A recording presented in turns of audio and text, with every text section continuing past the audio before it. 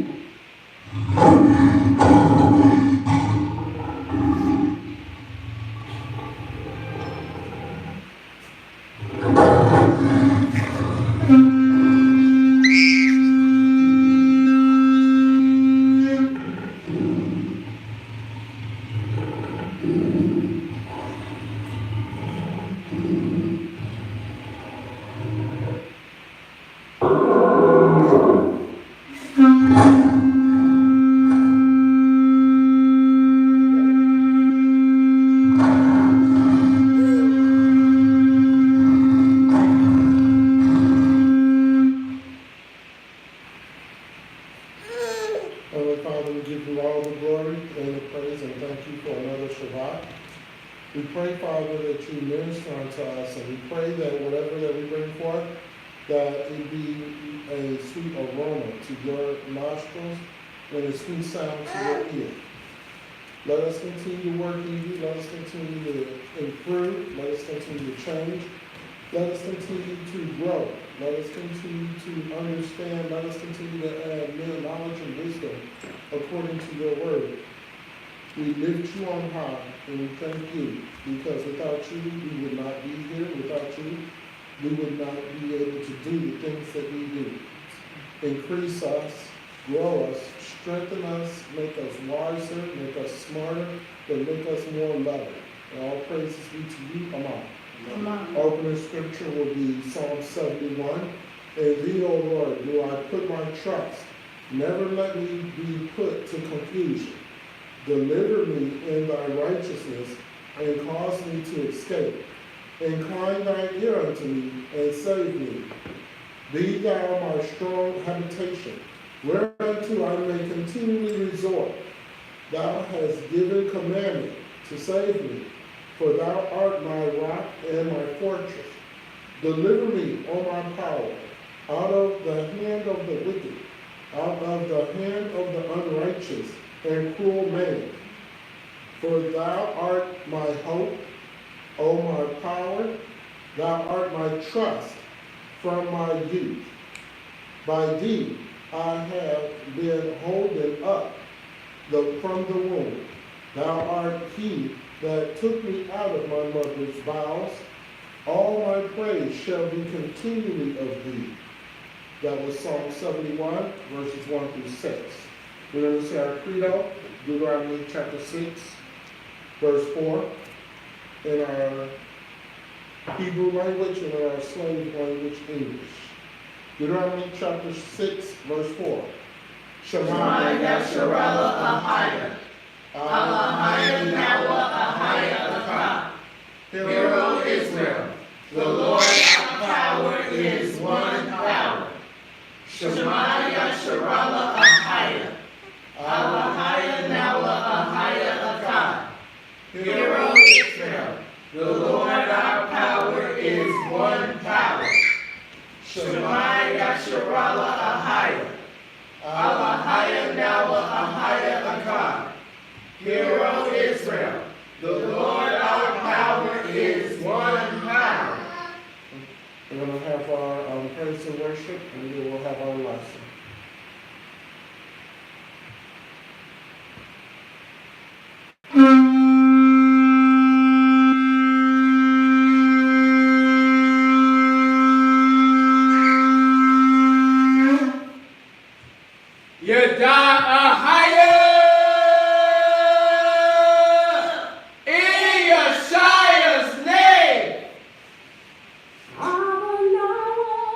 Shema, Shema,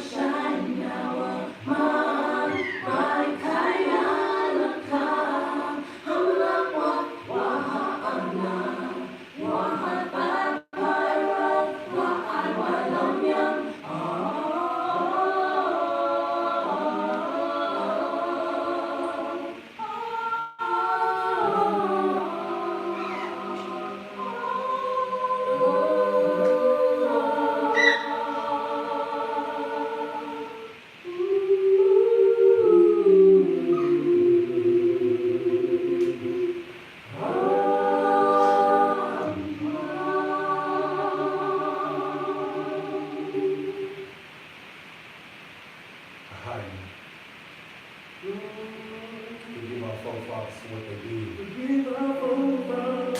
Breaking the commandments. Breaking the law. Father, I'm sorry. I'm leaving your side. Forgive our forefathers for what they did. Say we broke all your commandments. We played the harlot.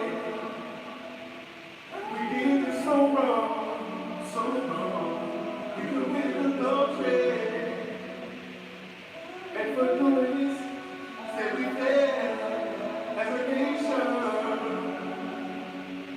Said we broke your law while you was long suffering and being patient. Father, I'm sorry.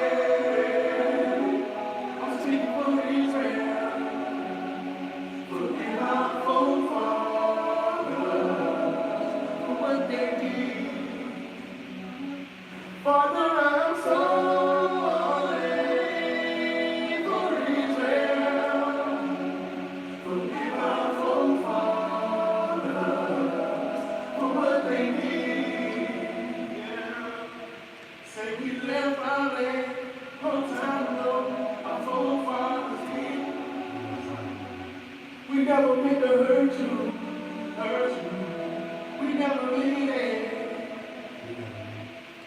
Father, I don't blame you for kicking us out of our land and sending us through tribulation.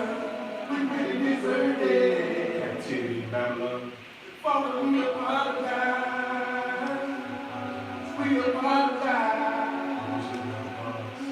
We just want to come back home, and make it right this time.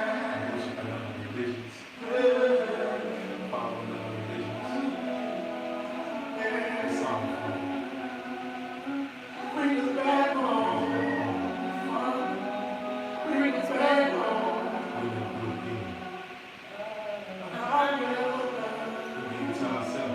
We just need a prayer. We sing Yeshua in so many ways, Father. Right now. We sing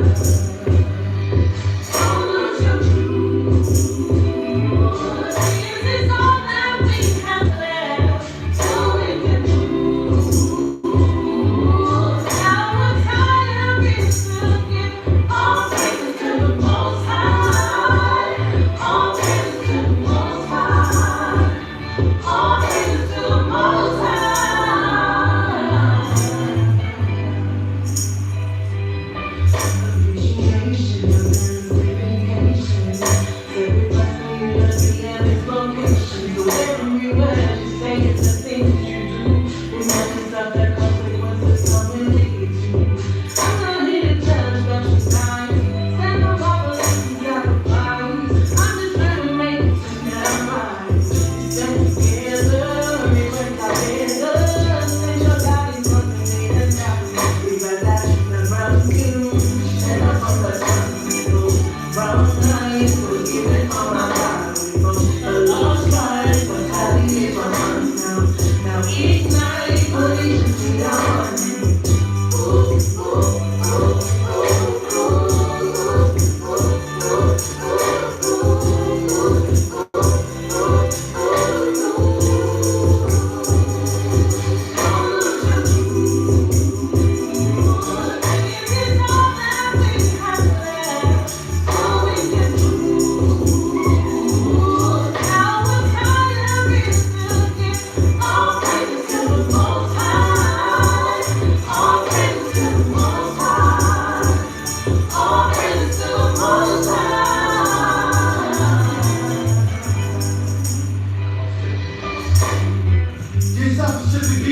Why you reject God? Never pray, never follow the commandments, never keep it the summer for your chosen people. Stays God, always speak for us, no peace in us. Never ease my easily get heated up. Did you beat him up? Been the enemy controlling us, feeding us. Straight up. Drive through religious doors, no other vision. We have a mission trying to get up on people. Even the brothers wishing helping each other was dead, the blood and color through the evil. But people are strong as nonsense, feeding by the next generation. Let the foolish believe and the knowledge of what's gonna be a messed up situation. and when are we gonna rise up?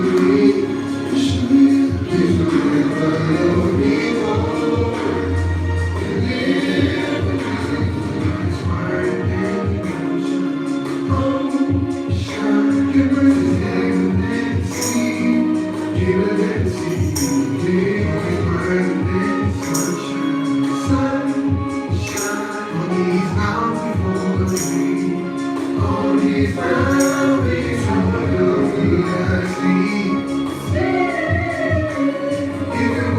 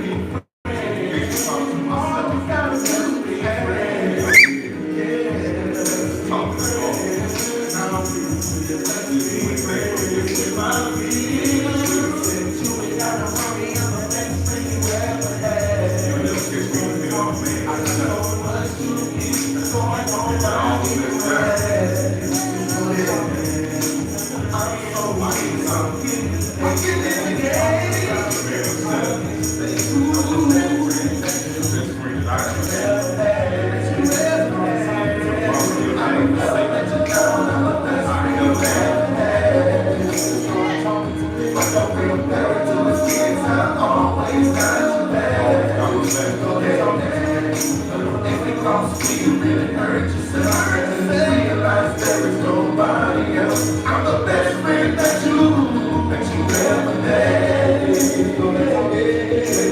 friends.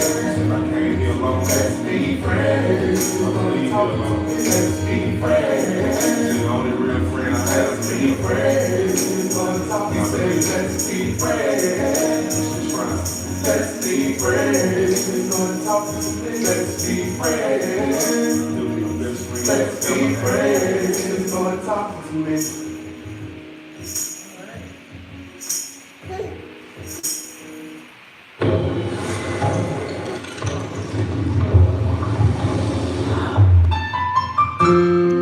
This song is to praise the Most High. He is worthy to be praised. So many people keep talking about their personal relationship with you. Oh Father, break your laws and commandments. They keep breaking it, replacing it with lawlessness.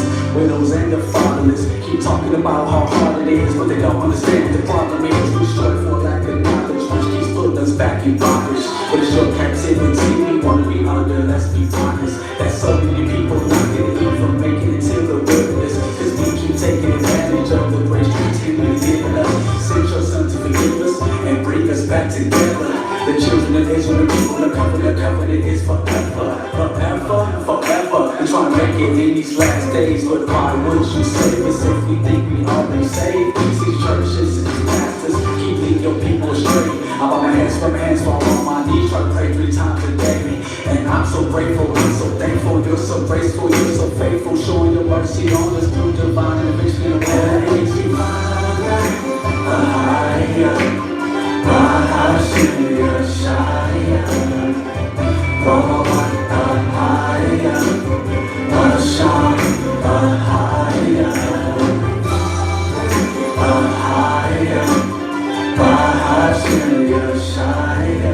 Gonna keep on praising you every day that I live. Once I realized that we do not wrestle against flesh and blood, I only got baptized in the name of the Father, the Holy Spirit, and the Son. That's filling the world is needed. Born was like my life had just begun, but coming up out of that water, only half the battle was won.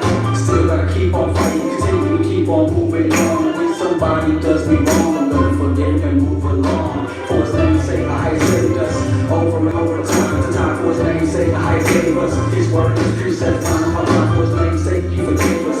Even though we was worshiping other gods, I acknowledge the Most High in all my thoughts, cause I once was lost, but now I'm found. Father, be the reason I'm breathing, you're the reason I'm even alive. So I'm gonna keep on striving till we find perfect in your eyes. And if you think that we can keep perfect, read the last verse of Matthew 5. And unless you're blind, then you will find the blessed words of the Messiah, whose name is Yeshua, Son of the Most High, higher. There is no other name higher. Given to Moses in the midst of the fire.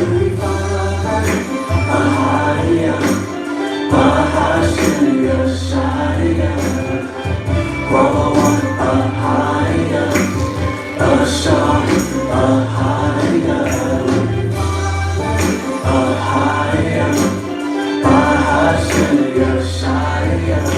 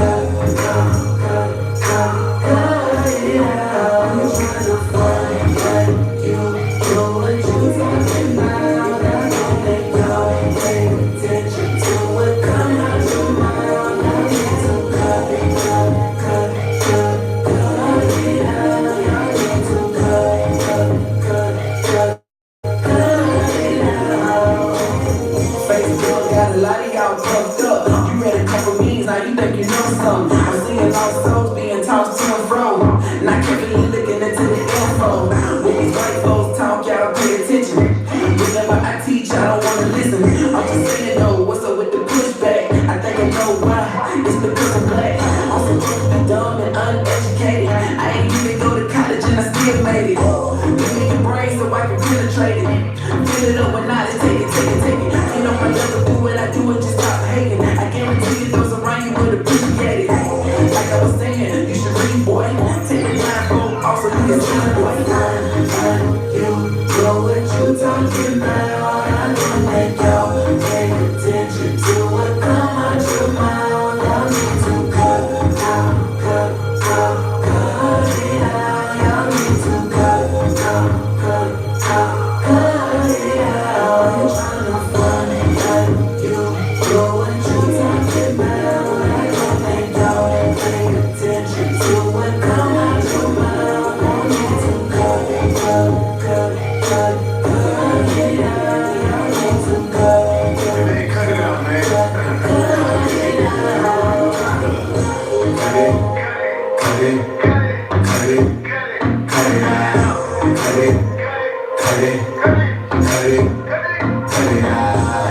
Why you front like you know something?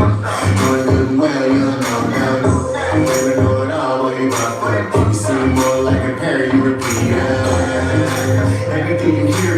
We just trying to learn, see no marks around here. And we don't want to burn, raise a high around here. No nonsense for the birds, they don't fly around here. Living in the world, we trying to be top tier. Everything that you talking about, it can stop here. I'm passionate for my people, I constantly drop tears. I'm the truth, not a word, it's clear, the shadows here. You know what you talking about. I don't make y'all pay attention to what come out your mouth. Y'all need to cut it out. Y'all need to cut it out. You're trying to find it. You know what you talking about. I don't make y'all pay attention to what come out your mouth. Y'all need to cut it out.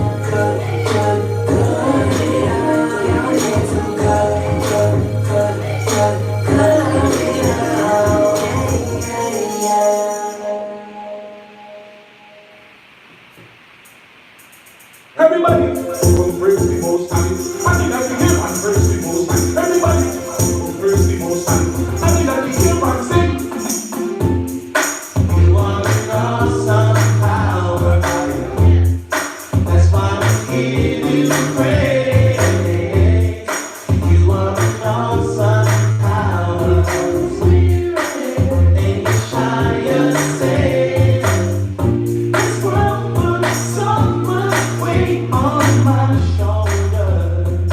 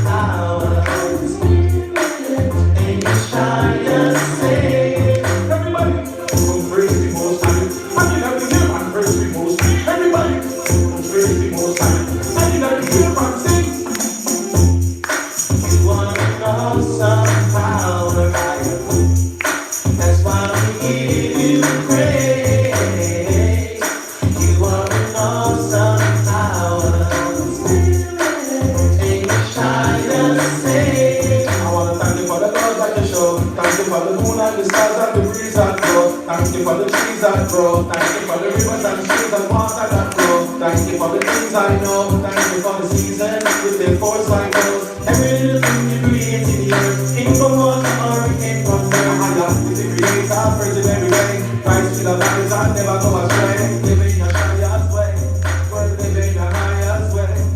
Enforce the most high laws, take charge for righteousness. We gotta go hard, build the most high from yard and broad. Stand up and living for round up a cause you are an awesome power.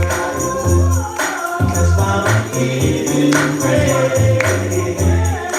You are an awesome power. And you shine your face. You are an awesome power. That's why we give you praise. You are an awesome power. And you shine your face. You are an awesome power. That's why we give you praise. You are an awesome power. And you shine your face.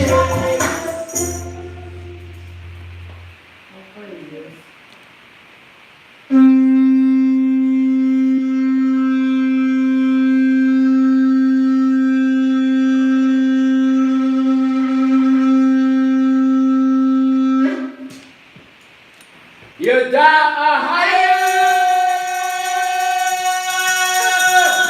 in Yeshua's name.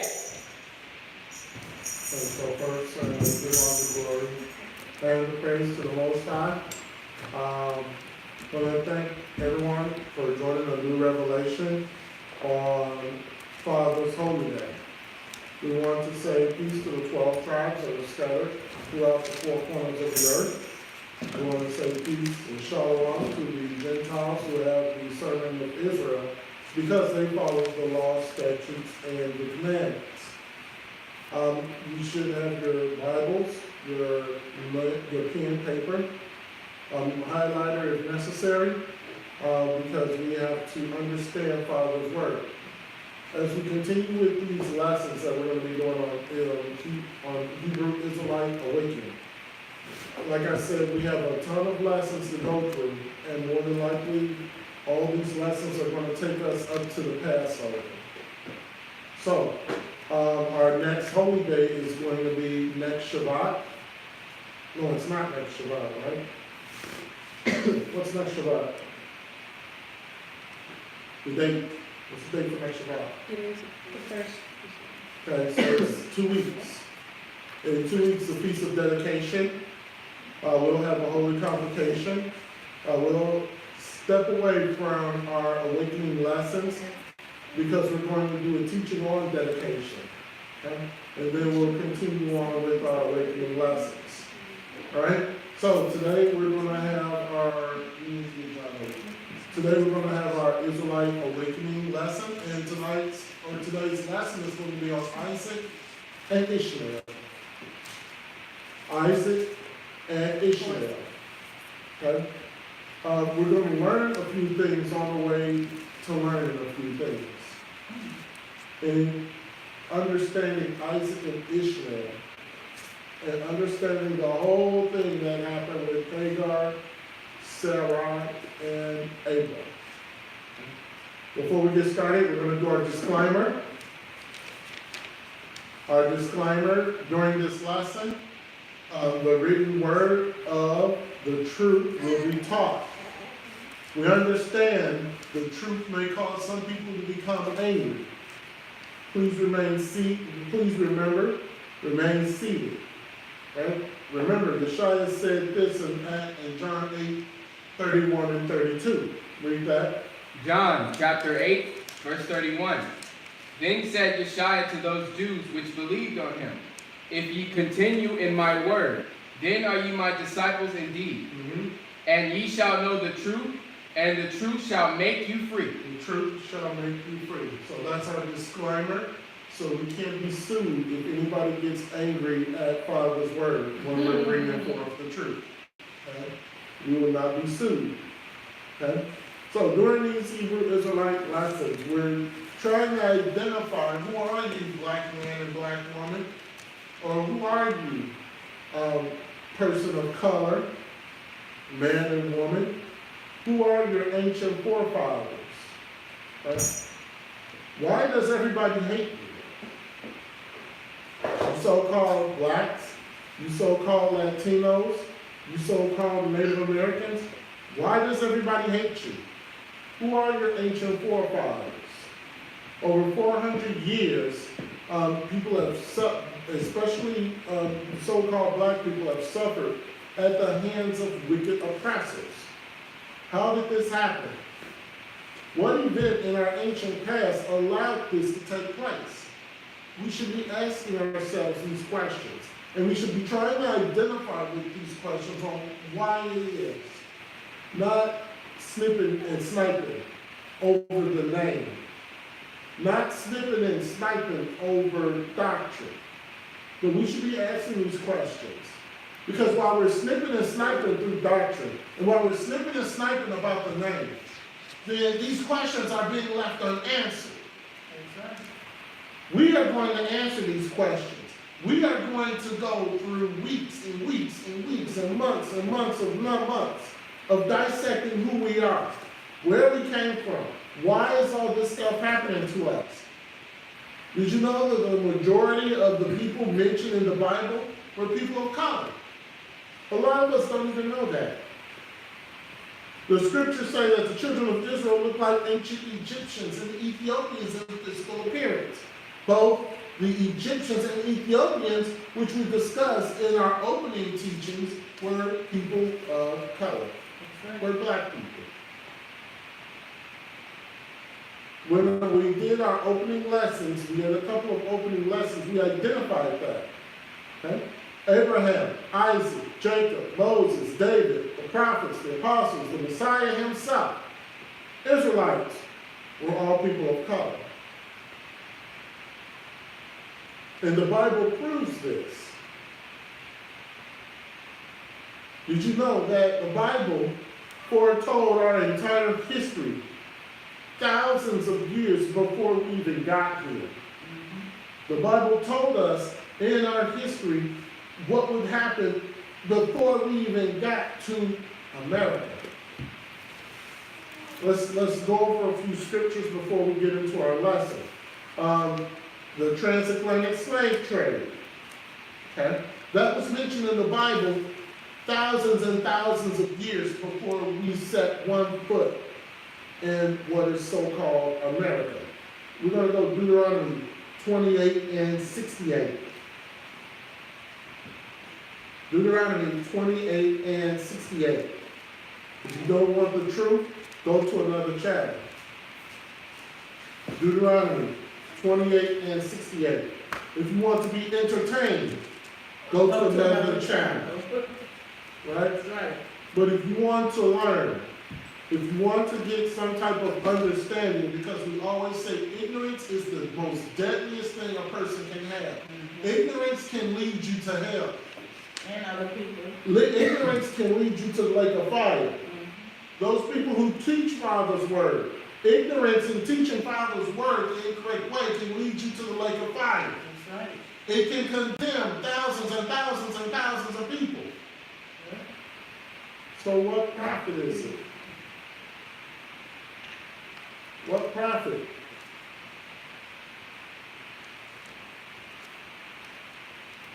Is a man to gain the world or lose his soul? Deuteronomy 28:68. Deuteronomy chapter 28, verse 68. And the Lord shall bring thee into Egypt again with ships, by the way whereof I spake unto thee, thou shalt see it no more again. And there ye shall be sold unto your enemies for bondmen and bondwomen, and no man shall buy you. When the Bible says no man shall buy you, it's meaning that no man shall save you. That's what it really should say. No man shall save you. And it says also that thou shalt see it no more again. So why do people think that they can run and escape to Israel when the Bible clearly states that we're not going to see that land again? We're not going to see it again. We want our homeland, but the Bible says because of our disobedience, we're not going to see that homeland again. So why are people thinking that it's all right to run over to Israel because they think that that's where the wilderness is going to be? No one knows where the wilderness is going to be. No one. The transatlantic slave trade mentioned in the Bible before the transatlantic slave trade ever happened. What about the high prison population? So-called black man, so-called Latino man, so-called Native American? What about the high prison population? Was that prophesied in the Bible prior? Let's go to Isaiah 44 and verse 22.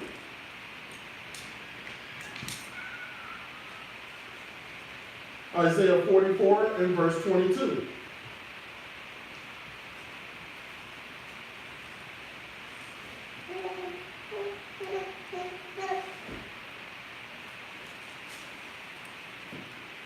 Can the so-called fake Jews who are over there with the curly curls and the black, wearing all the black and white, can they identify with this? No, they cannot. Isaiah 44 and 22, read it. Isaiah chapter 44, verse 22. I have blotted out as a thick cloud. Isaiah 44 and 22. I'm sorry, Isaiah 42 and 22. I apologize. Started with a little like that. Isaiah 42 and 22. Go ahead. Isaiah chapter 42, verse 22. But this is a people robbed and spoiled. They are all of them snared in holes, and they are hid in prison houses. See that? Come on. They are for a prey. They are for a prey. And none delivereth. Nobody's going to deliver them.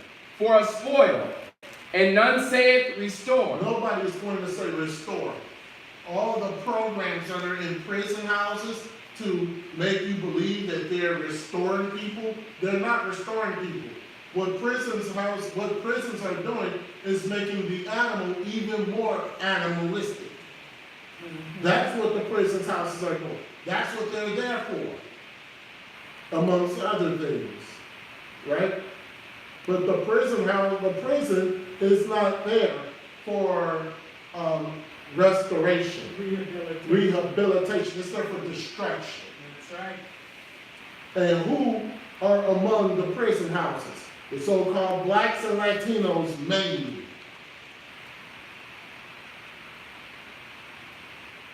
What about standing on street corners? The Bible predicted that because of our disobedience and our rebellion, that we would be standing on street corners and we'd be going buck wild. And the Bible literally says that. Go to Isaiah 51 and 20. The Bible literally says that we're going to be standing on street corners. The Bible predicts on what's going to happen to us if we do not do if we do not follow Deuteronomy 28 and 15. These blessings, but then the curses come. Deuteronomy 28, 1 through 14 tells us what will happen if we follow the law, statutes, and commandments. Deuteronomy 28, 15 to 68 says what's going to happen if you did not follow the law, statutes, and commandments. And that cannot be those fake Jews who are over there in Israel pretending to be something that they are not. The synagogue of Satan himself. That's right. Why is it so hard for our people to grasp this concept? It's because they are blind, they're blinded. They're just like the horse with the blinders on. They just look straight ahead. They don't look to the left, they don't look to the right, because they're just like that horse and has to look straight ahead. Isaiah 51:20, read that. Isaiah chapter 51, verse 20. Thy sons have fainted. They lie at the head of all the streets, as a wild bull in a net. They are full of the fury of the Lord, the rebuke of thy power. The rebuke of thy power. Right? Wild bulls. Look at our street corners in the inner cities. and now stretching to the outer cities. Look at our street corners. And look who you see on the street corners. And it doesn't matter whether it's sunny or snowy. That's right. They're out there. What about having places of worship on every single block? In the inner cities, where we used to live in Arizona, there were in a 3-block radius approximately 15 churches. 15 churches in a 3-block radius. Did the Bible predict that? Go to Ezekiel 16. Did the Bible say that this was going to happen? Go to Ezekiel 16 and 24.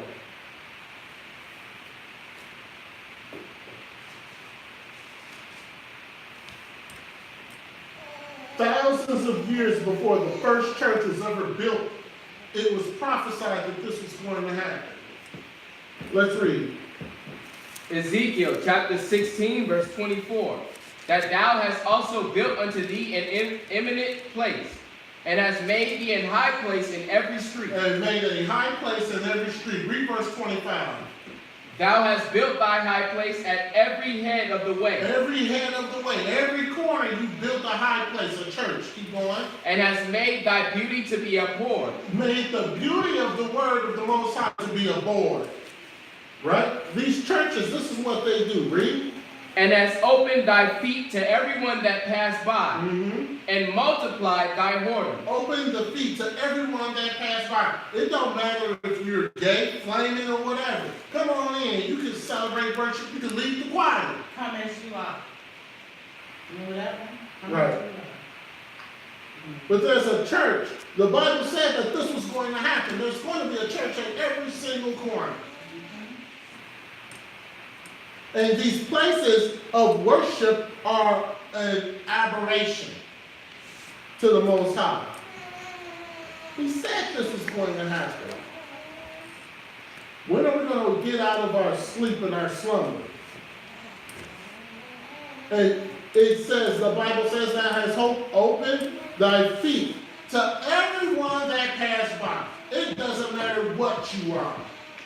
It doesn't matter. You're gay, it don't matter. You're a lesbian, it don't matter. You want to be a woman pastor, come on in. It's fine.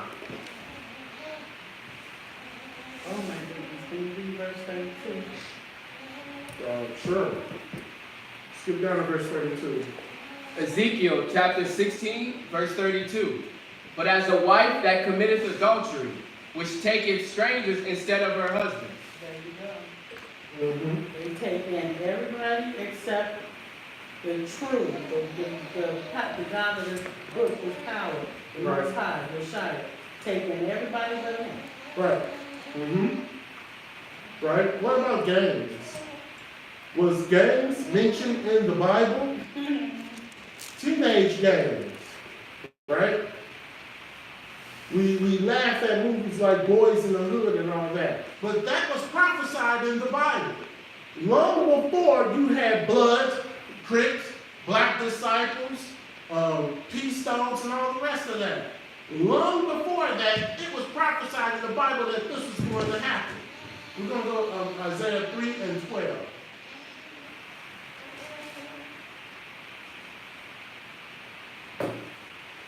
Isaiah 3 and 12.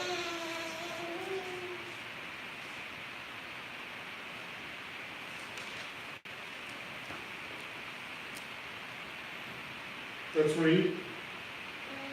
Isaiah chapter 3, verse 12. As for my people, children are their oppressors. Children are their oppressors. Teenage street games. Read. And women rule over them. Women rule over them. The woman, and of course the women rule over them because then when a child gets shot, oh my baby, he was so good. Your baby just got through selling crack, just got through murdering somebody, and somebody retaliated against him. Now he's laying dead in the street. But you come out there, oh my baby, he was so good. He was a good boy. And the father is nowhere to be found. Father is nowhere to be found. Father is nowhere to be found. Children are their oppressors. The children rule. The children say, Mom, shut up. Mom, go to hell. Oh, baby, you just feeling angry today. What is wrong? Get away from here looking like your dad. Keep going. O my people, they which lead thee cause thee to err, and destroy the way of thy path. Destroy the way of your paths. The children are destroying the way of their paths. Teenage games, right? Have you ever wondered why we are the only people who are forbidden to practice our culture? Everybody else can practice it. You get Germans, they can come over here and they can practice Wonderlic or whatever it's called. No, Wonderlic is actually, it's an exam, sorry. What? They can practice different, whatever they want. Right? People from China can sit here and come and practice whatever they want. You, as a people, could not practice what you want. And I'm talking about you so-called black people. Because like I say, the Latinos were already over here and they had already fell off. They were already doing human sacrifices. They had already fell off. Gad had already fell off. Just worshiping everything. Grass god, sun god, moon god, burying gods. They had gods for everything. Gad had already fell off. But even in the different states, like I know in Illinois, they have like Chinatown, and they had all their Buddhas, they had Right. everything all over. Right. Okay. So, Islam, they come over here. Where we moved from, it was a temple. right. So they're able to come here and practice their culture. You are not. Have you ever wondered why that they made it a law? They made it against the law to sing the spiritual songs that we used to sing and talk about in the Old Testament? That was bad. You could not do that. That's why they changed Kumbaya to what Come by here. yeah, to come by here. Come by here, my They changed it. Have you ever wondered why your last name is Jones? Jones, Williams, Brown, Evans, Smith. Aguilera. For those of you of Latino, right? Sanchez, Hernandez, Fernandez, right? Have you ever wondered why they didn't want you to read the Bible? That it was forbidden for you to read the Bible, Forbidden to learn how to read, period. right? Let's go through a timeline. Noah begat Shem. Shem begat Issac. Issac begat Selah. Selah begat Eber. Eber begat Peleg. And Peleg begat Reu. Reu begat Serug. Serug begat Nahor. Nahor begat Terah. Terah begat Abram. And Abram begat Ishmael by the bondwoman Hagar. Abram's name was changed when Abraham's name was changed by the Most High to Abraham when Abraham begot Isaac by his wife Sarah, the free woman. And we're going to explain that. Unsolvable problem is that this is what exists in the Middle East since Israel's rebirth. You may wonder what is meant by that. What I mean by that is an intense hatred between the Arabs and the Hebrews. And that still goes on today. The Arabs, they claim that that land is theirs. They believe that the Most High promised to them through Abraham. The Hebrews also claim this particular land. But let's look at the Most High's word. And we're going to go all the way back to the beginning. Not to Genesis, not to the beginning with Adam, but the beginning with Abraham. And I know we've already taught on Abraham, but let's get an understanding on what went on with Abram, Isaac, Ishmael. And let's learn some things. Because there's certain things that Israelites say that when you look at Abraham, the Most High didn't condemn it. So who did? Right? Let's go. Genesis 11. Let's start there. Genesis 11, and we're going to read verses 31 and 32. There's some things that we're going to learn. We're going to learn about Isaac. We're going to learn a little about Isaac. Majority of this lesson, we're going to learn about Isaac and Ishmael. We're going to really learn about Ishmael. We're also going to learn about Hagar. And who was Hagar's people? Where are they mentioned in the Bible? And why are Hagar's people, why is Hagar's people important to us? So with this lesson of Isaac, with Ishmael and Isaac, we're going to really learn about Ishmael. We're going to really learn about Hagar. We're going to learn a little bit about Isaac. And that's going to lead us into the promises with Esau and Jacob. Genesis 11 and 31. Read it. Genesis chapter 11, verse 31. And Terah took Abram his son, and Lot the son of Haran his son's son, and Sarai his daughter-in-law, his son Abram's wife. And they went forth with them from Ur of the Chaldees, to go into the land of Canaan. And they came unto Haran and dwelt there. Verse 32. And the days of Terah were 205 years, and Terah died in Haran. Terah died in Haran, right? Okay. So Terah took his son Abram, Lot, Haran's son, and we all know what happened with Haran. Okay, we all know what happened with Haran. Abram and Haran were thrown into the fire by Nimrod, into a furnace. Haran died. Abram did not. Okay, so that's how Haran died in the book of Jasher, right? So Haran is there. Abram went in the land of Canaan, in the Chaldees, in the land of Canaan, right? And they stayed there until Terah died. He died at 205 years.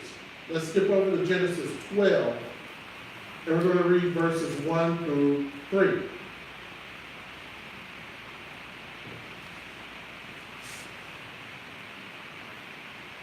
So we just rebuked the whole one line where Abram died. His father was alive when he left the land of Ur. He did. His father died. Then the Most High told him to leave. Right? So Genesis 12, we're going to read verses 1 through 3. Let's read that. Genesis chapter 12, verse 1. Now the Lord had said unto Abram, Get thee out of thy country, and from thy kindred, and from thy father's house, unto a land that I will shew thee. Okay, the Most High told Abram, come out of the country, from your kindred, your people, and go into a land I will show you. Verse 2. And I will make of thee a great nation, and I will bless thee, and make thy name great, and thou shalt be a blessing. So he said, I will make thee a great nation. And he did make Abraham a great nation. Many nations came out of Abraham. Verse 3. And I will bless them that bless thee, and curse him that curseth thee. And in thee shall all families of the earth be blessed. And indeed, all families of the earth shall be blessed. Let's skip down to verse 6, and we're going to read verses 6 and 7. Genesis chapter 12, verse 6. And Abram passed through the land unto the place of Sichem, unto the plain of Moreh. And the Canaanite was then in the land. And the Lord appeared unto Abram and said, Unto thy seed will I give this land. And there builded he an altar unto the Lord, who appeared unto him. All right, so we're getting a background. Now, some of these scriptures we're going to go through again to get a full understanding of Ishmael and a full understanding of Hagar. So we're going to go through some of these scriptures again, especially when we get to Genesis, the 16th chapter. Right? So we're getting an understanding. Abraham was to be blessed. His seed was to be blessed. Now understand this. His seed was Isaac and Ishmael. both were to be blessed. There's only a covenant with one, but both are to be blessed, right? Plus the other seeds that he had with Keturah, which we're not going to get into today. We're going to go over to Genesis 16.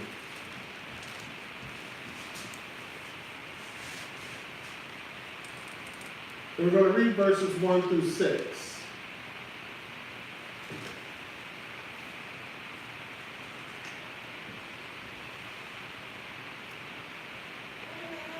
And we're going to pay very close attention to some things.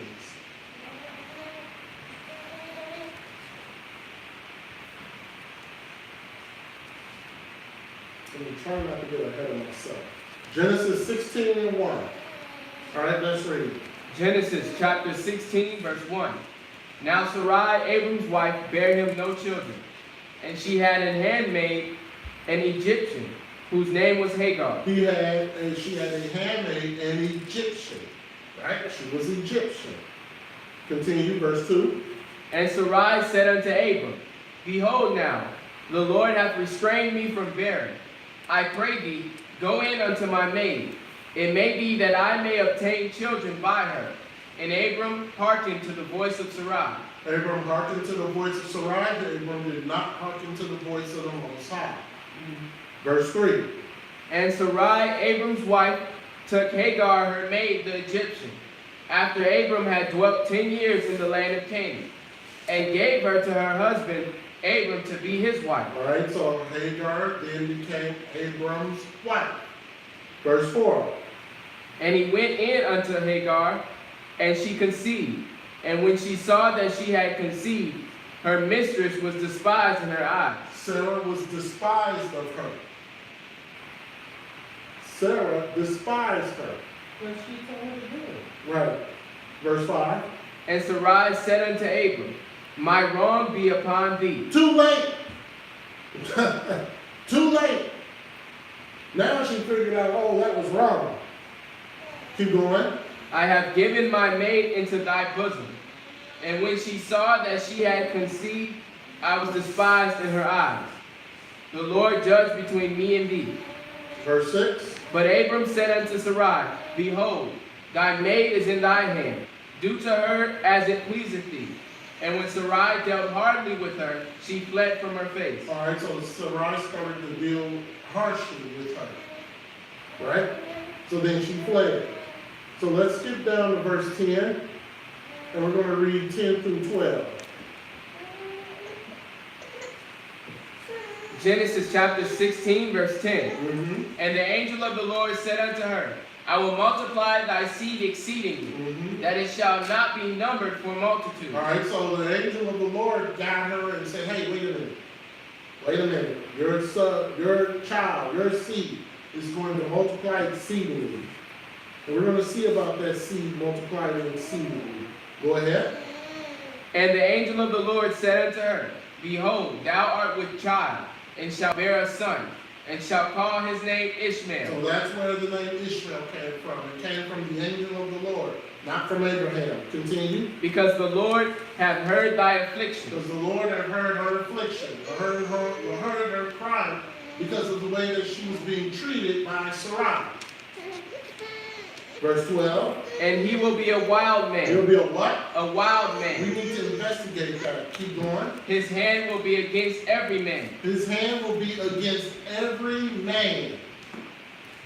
We need to investigate that. Keep going. And every man's hand against him. Mm-hmm. And he shall dwell in the presence of all his He brethren. shall dwell in the presence of all his brethren. Right? Ishmael, a wild man. Who's more wilder than the so-called Arabs today? They are a wild bunch of people. And I don't care how much people say, well, ISIS was really government by the United States. No, that's Ishmael's people. They're all locked out of their minds. The Taliban, they're all whacked out of their mind. Right? We'll skip down to verse 15. And we're going to read verse 15 and 16. And we're going to show this in the Bible. Verse 15 and 16. And let's read that.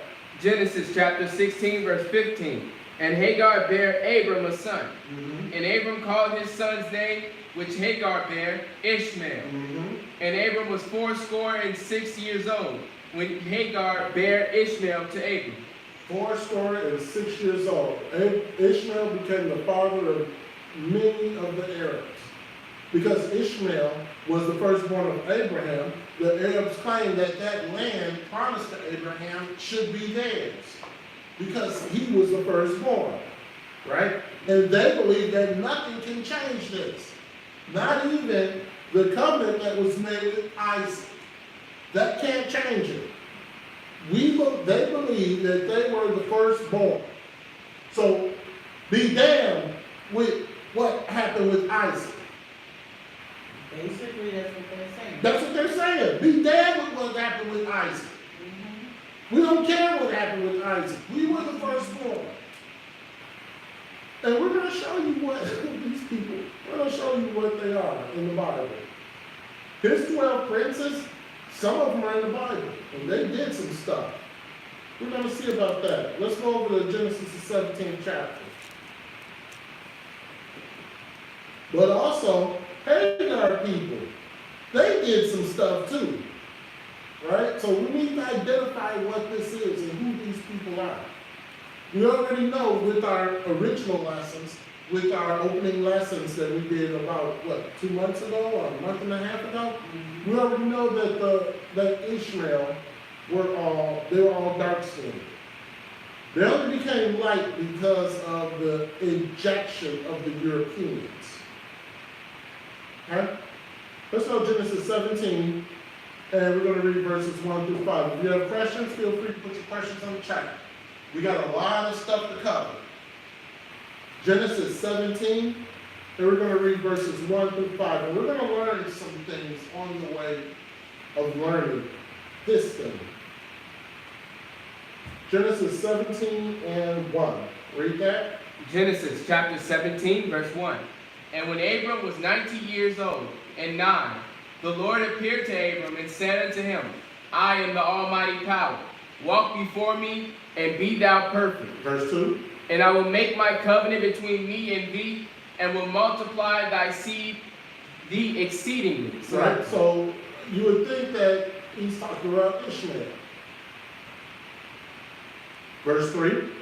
And Abram fell on his face, and the Most High talked with him, saying, As for me, behold, my covenant is with thee, and thou shalt be a father of many nations. Many nations, verse 5. Neither shall thy name any more be called Abram, but thy name shall be Abraham. For a father of many nations have I made thee. He said, a father of many nations I have made thee. Now, Isaac is not even around yet. Isaac is not born yet. So let's see that. Let's stay in the same. Let's stay in Genesis 17. And let's get down to verse 15. And we're going to read 15 to 17. Genesis chapter 17, verse 15. And the Most High said unto Abram, Abraham, as for Sarai thy wife, thou shalt not call her name Sarai, but Sarah shall her name be. And I will bless her, and give thee a son also of her. Yea, I will bless her, and she shall be a mother of nations. Kings of people shall be of her. Kings of people shall be of her. Right? A whole lineage of people are going to be from her. Verse 17. Then Abraham fell upon his face and laughed, and said in his heart, Shall a child be born unto him that is 100 years old? And shall Sarah, that is 90 years old, bear? You say, oh, this Lord something else. Right? I'm 100 years old. Well, how am I going to make a baby? We don't make babies at 100. Sarah's 90. She's well past her childbearing years. Right? Well, let's skip down to 19. And we're going to read 19 to 21. Staying in the same chapter. We're going to read 19 to 21. Let's see something. Go ahead. Genesis chapter 17, verse 19. And the Most High said, Sarah thy wife shall bear thee a son indeed, and thou shalt call his name Isaac. And I will establish my covenant with him for an everlasting covenant, and with his seed after him. All right, you shall bear a son, Sarah, and his name shall be Isaac. And that covenant will be established with him. What about Ishmael? Look at verse 20. And as for Ishmael, I have heard thee. Behold, I have blessed him, and will make him fruitful, and will multiply him exceedingly. 12 princes shall he beget, and I will make him a great nation. And we're going to identify some of those 12 princes, because they are in the Bible. We're going to see who some of these 12 princes are, and what effect they had on you, Israel. Verse 21. But my covenant will I establish with Isaac, which Sarah shall bear unto thee at this set time in the next year. See, Ishmael is saying to him, damn with that. Get that out of here. No. We don't care about no covenants. We were the firstborn. We are due this entire land. And they're still fighting over that land today. Even though the land is Israel today is a lot smaller than when it was in biblical times. A whole lot smaller. But they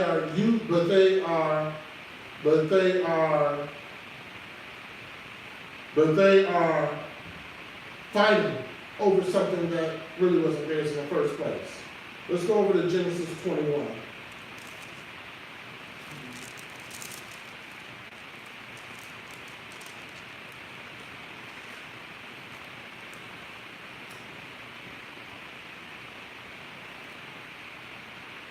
Genesis 21, we're going to read verse 2 and 3.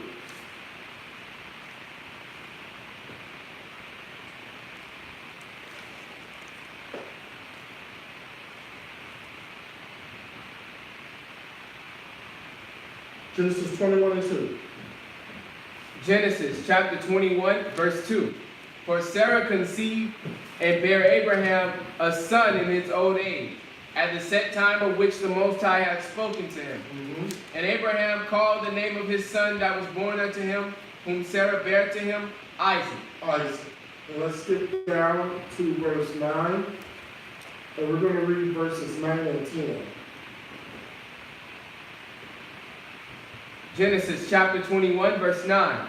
And Sarah saw the son of Hagar, the Egyptian, which she had born unto Abraham, mocking. Right? These two just never quit.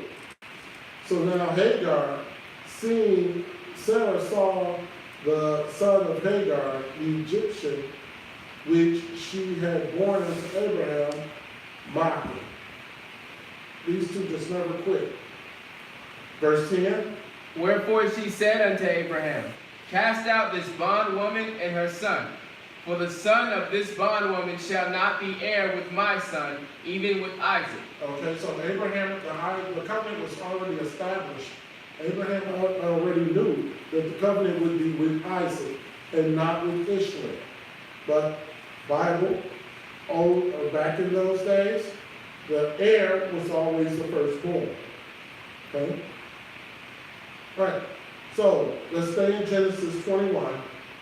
And we're going to go to verses 12 through 14. Because Abraham was grievous when Sarah said that. But let's see what happened. Genesis 21:12. Read that. Genesis chapter 21, verse 12. And the Most High said unto Abraham, Let it not be grievous in thy sight because of the lad, and because of thy bondwoman, in all that Sarah hath said unto thee. Hearken unto her voice. For in Isaac shall thy seed be called. Isaac, thy seed shall be called. Verse 13. And also of the son of the bondwoman will I make a nation, because he is thy seed. So he said, because of Ishmael being your son, he's going to be a great nation. So don't worry about Hagar and Ishmael. Don't worry about them. They're going to be found. And they were more than found to us. Right? Verse 14. And Abraham rose up early in the morning, and took bread and a bottle of water, and gave it unto Hagar, putting it on her shoulder and the child, and sent her away. He sent her away. Now Abraham gave her some food and water. And this is where the problem begins. The Arabs claim because Ishmael was the firstborn of Abram, the land is theirs. The Hebrews believe that the promised land is theirs, as the Most High's covenant was not with Ishmael, but with Isaac. So this is where the issues and this is where the issues start between Ishmael and between the Hebrews. And there's scriptures throughout the Bible that shows this. Okay? First, let's hold off in Genesis, and we're going to go to Galatians 4.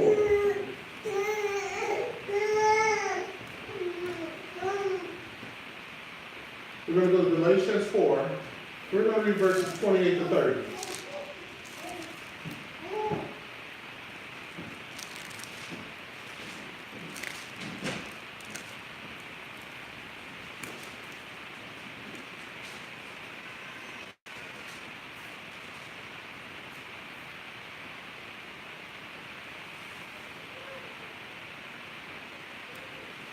Galatians 4, 28 to 30. All right, let's read. Galatians chapter 4, verse 28. Now we, brethren, as Isaac was, are the children of promise. The children of promise. Ignore. But as then he that was born after the flesh persecuted him that was born after the spirit, even so it is now. See that? Even so it is now. But as he that was born after the flesh, Ishmael, persecuted him that was born after the spirit, Isaac. Even so it is now. So when Paul was writing this, even then, Ishmael was fighting against Isaac. The lineage of Ishmael was fighting against the lineage of Isaac. And it's still going on today. Why do you think they look at you strange when you go into their grocery stores? That just happened when we moved here, and Malcolm and I went into a gas station, and we came in because we had our fringes on too, and they just, it's like staring us and whispering. But it's a couple of people in the ministry actually went into the store, and what did they call you all? Going. Warrior. Oh, they call them Yeah, going. there's a lot in this area. There's a lot of fake Jews in this area. They had, what is the place over here? The Jews something? Yeah, there's a temple or something. No, it's a house where they live. Yeah, it's a big building. Yeah, it's two of them. But they know who we are. They know who we are. And especially when we wear these fringes, that they know, we know who we are. Right. They call that a warning. No, but when we looked in that, when we went into the gas station. You should have gave them Revelation 3, Revelation 2:9, Revelation 3:9. No, they looked at us like they could kill us. Exactly. It was the Arabs who went into the gas station. They looked at us like they were going to kill us. Paul said, Galatians 4:29, that it's now, even now. See, Ishmael was born out of the flesh. See, I didn't experience that in Arizona, though. It was, where we live, I didn't see too many Arabs in the gas stations. You do now. Yesterday, at the laundromat, the man, he looked at us and he shook his head and he was pointing at us. And we was like, why is he pointing at us? But Immunity just pointed out how we had our fringes on and stuff, and I think they were, so-called Jews, fake Jews. Because they were, kept looking at us, and I was that lady who put out her tongue and looked like a snake and stuff. We walked past. She was with him? It was like all in our face. Yeah. Use your Bible. Verse 30. Nevertheless, what saith the scripture? Cast out the bondwoman and her son. Cast out the bondwoman and her son. That's what the scripture says. Keep going. For the son of the bondwoman shall not be heir with the son of the free woman. See, Ishmael did not read Galatians 4 and 30.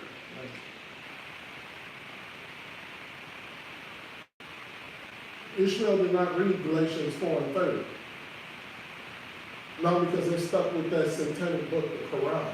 You know, we didn't experience that like that in Arizona, and I don't know why. But I know in Illinois and Chicago, we used to have a lot of Arab people that runs the gas station. I'm starting to see it in New York as well. But in Arizona, I didn't see too many. There was one. And maybe because we didn't live in Phoenix, you know, could have been, you know. Right. So Ishmael was born of a bondwoman, which represents the law. Isaac was born of a free woman, which represents grace. Law persecutes the grace. Hagar, the bondwoman, bore a son by Abraham named Ishmael. Ishmael was expected to be the heir, but he was not. So then Hagar despised Sarai. It's on the same level, Sarai mistreated Hagar. Both of them going backward and forth. Sarah bore a son named Isaac, who became Abraham's heir. Then Ishmael mocked him. Also, if you remember in the book of Jasher, there was a certain incident that happened between Ishmael and Isaac, where Ishmael had a bow and Isaac had an apple to his head.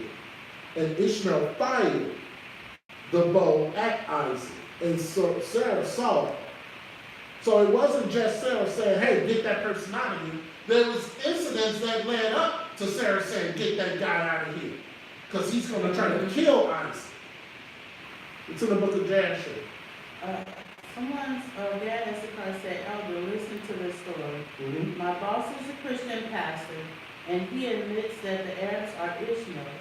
But I told him about the fake Jews over there, and he said, see, that's prophecy. That's why the Arabs are always fighting the Jews and Israel, because they're the real Jews.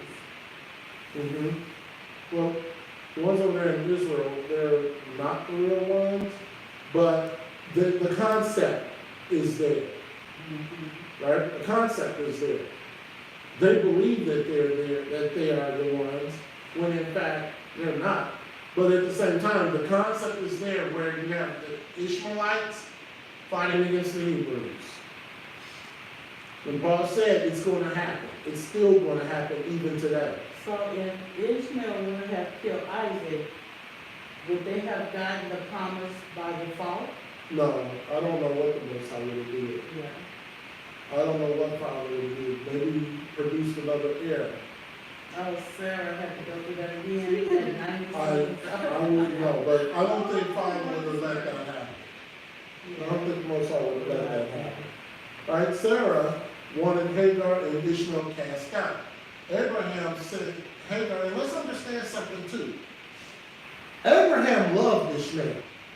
He loved him. That was his son, yeah. He loved Ishmael. He was a hunter, he was this, he was everything that Abraham wanted. Until Isaac came along. But even when Isaac came along, Abraham loved both of them equally. Yeah.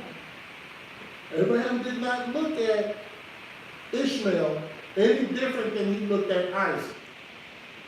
Sarah did, Hagar did, but see, that's cattiness and women.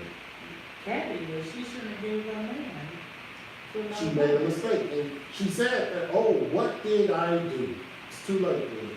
Hagar, when Hagar was sent away, understand, she only received food and water. She didn't receive nothing else. Hidden. So why don't we take a look at Hagar? Why don't we take a look at Hagar, the Egyptian wife and the mother of Ishmael? Let's take a look at her. Right? You gotta take a look at her. She's part of this. Hagar was Abraham's black Egyptian concubine that overcame her status as a servant to become the mother of one of the largest nations ever to exist. Right?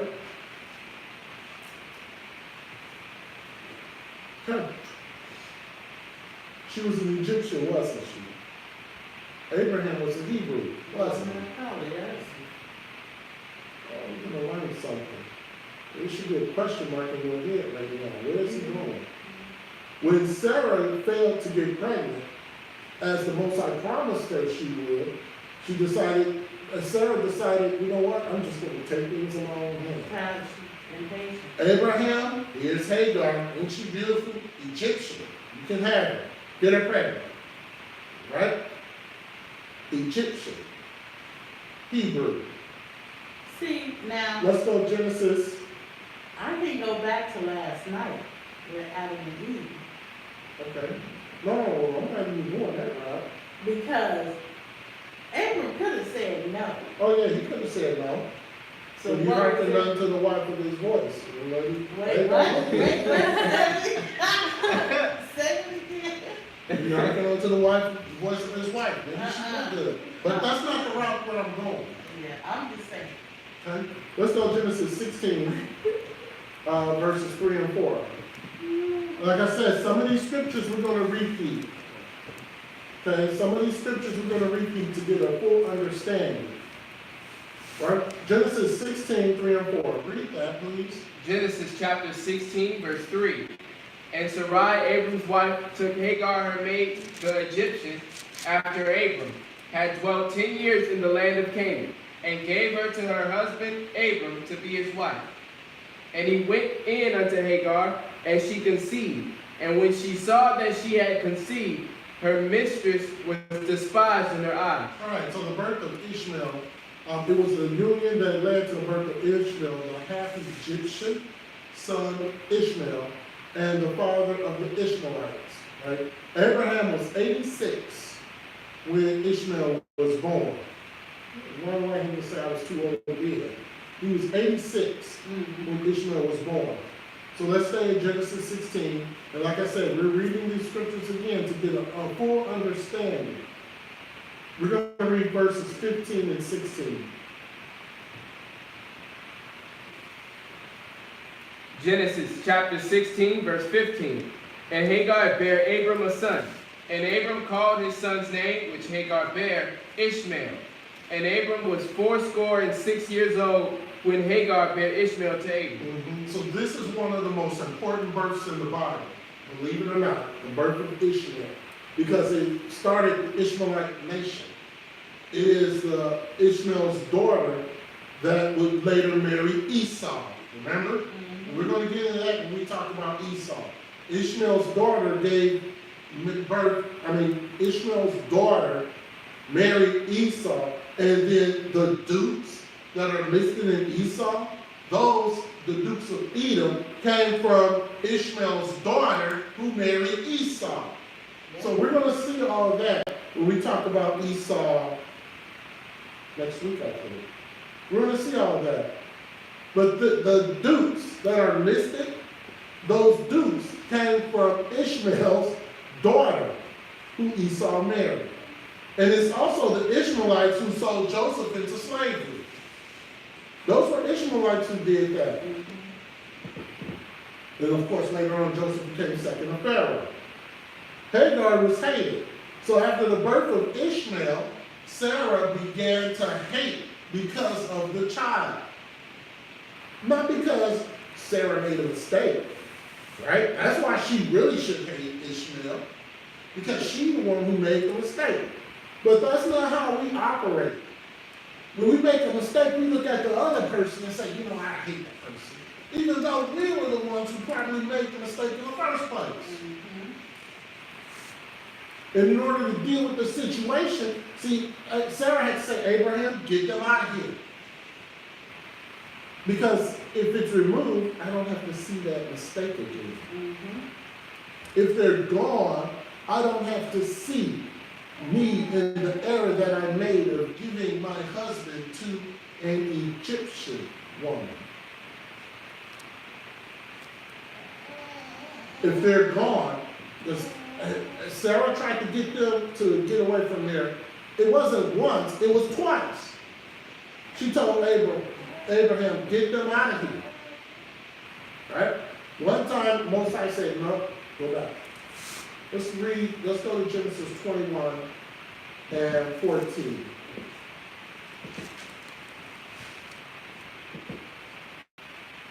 And I said some of these scriptures we're going to read again so we can get a full understanding.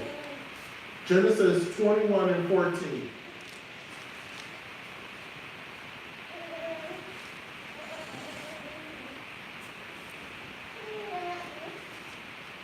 And let's read it. Genesis chapter 21, verse 14. Mm-hmm. And Abraham rose up early in the morning and took bread and a bottle of water and gave it unto Hagar, putting it on her shoulder, and the child, and sent her away. And she departed and wandered in the wilderness of Beersheba. And she wandered in the wilderness of Beersheba. Now, that was the very last we hear of Hagar, personally. That's not the last we're going to hear of Hagar. That was the last that we heard of Hagar as Hagar. She has a set of people in the Bible that we're going to hear of again and again and again. So the Most High finds her and baby Ishmael ready to die in the wilderness.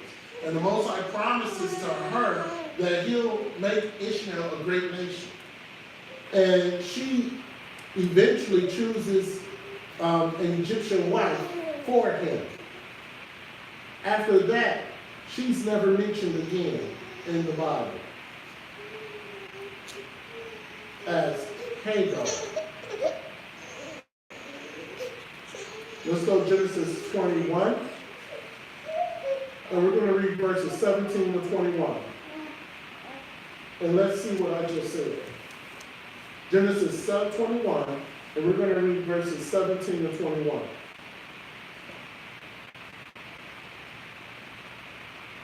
Okay, let's read that. Genesis chapter 21, verse 17. And the Most High heard the voice of the lad, and the angel of the Most High called to Hagar out of heaven, and said unto her, What aileth thee, Hagar? Fear not, for the Most High hath heard the voice of the lad where he is. All right, fear not. This is all because of Abraham's righteousness. If Abraham wasn't righteous, then who knows? Hagar and Ishmael would probably be dead. Verse 18. Arise, lift up the lad, and hold him in thine hand, for I will make him a great nation. Verse 19. And the Most High opened her eyes, and she saw a well of water. And she went and filled the bottle of water, and gave the lad drink. Mm-hmm. And the Most High was with the lad, and he grew and dwelt in the wilderness and became an archer. Became an archer. Verse 21. And he dwelt in the wilderness of Paran, and his mother took him a wife out of the land of Egypt. All right, so there we go. His mother took him a wife out of the land of Egypt. All right, so Ishmael had an Egyptian wife, right? All right. Let's go to Psalms 83. See, Hagar now disappears, but her descendants are mentioned in Psalms 83 as part of a national conspiracy to hide from Israel who they are. Her people are mentioned in Psalms 83. And we're going to read Psalms 83, and we're going to read verses 4 through 8.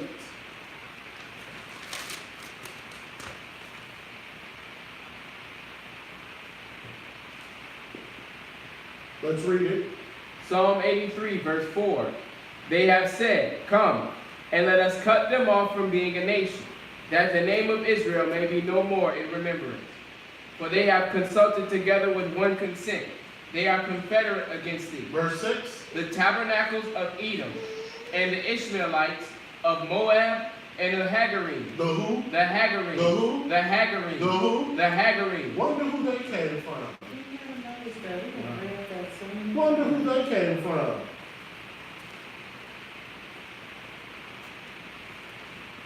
Wonder who they came from.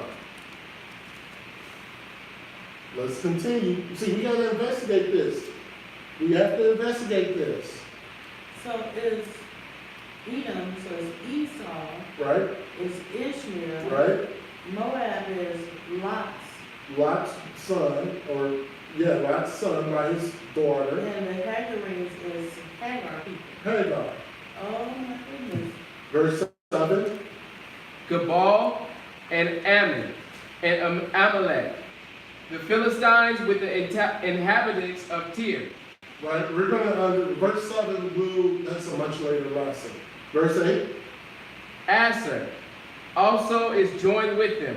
They have holpen the children of Lot. Selah. We're going to explain those later in a later lesson, much later lesson. Right? So, we know that Hagar left the home of Abraham and Sarah, but we weren't told whether she remarried or whether she had more children. We weren't told that. She was an Egyptian, so it's likely she returned to Egypt. Her son, Ishmael, and his descendants were known as the Ishmaelites. Right? One possibility is that the descendants of her grandson, Kedar, who was known as the Kedarites, who have been grouped with the Ishmaelites, and other descendants of the son of Ishmael. Kedar was one of her grandsons, which is listed in Genesis when we get into Genesis as far as the lineage of the 12 princes of Ishmael. We're going to find out who they are. Collectively, people began to believe that the descendants of Hagar called themselves the Hagarites. It's very simple. And it's the same concept with Ephraim and Manasseh, right? Sometimes they're joined together and they're known as the tribe of Joseph. It's the same thing with the Ishmaelites and the Hagarites. The same thing, the same concept is under that. But we have to read the Bible in order to find out. Some groups they classify as Hagarines or Hagarites, but they're still from Hagar. And they are listed throughout the Bible. And the Hagarines played a huge part in your history, Israel. Hagar just didn't go away when she was told by Sarah and Abraham to leave the camp. She just didn't go away. She had a father, she had people. Right. Everybody was supposed to do stuff. Yes. Oh my goodness. Abraham's. Now let's talk about Ishmael. We talked about Hagar. We're going to talk about Ishmael, and we're going to bring them two together again. Ishmael was Hagar's son. Half Egyptian, half Hebrew. Right? And I keep saying that for a reason. We are hearing the story of Abraham and Isaac, but we forget about Abraham's son Ishmael. The Ishmaelites played a huge role in what happened to us as a people. So we're going to start with the circumstances concerning Ishmael's birth. Now let's understand something. There's two Ishmaels in the Bible. There's Ishmael, the son of Abraham, which we all know because we're talking about him. But there's also Ishmael. Let's get 2 Kings 25 and 23. Let's see the second Ishmael.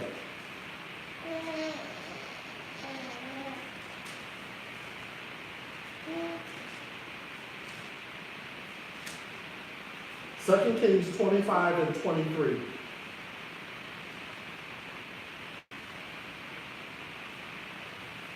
Now, there were several different people who had the name of Ishmael in the Bible, but these are the only two that really stood out.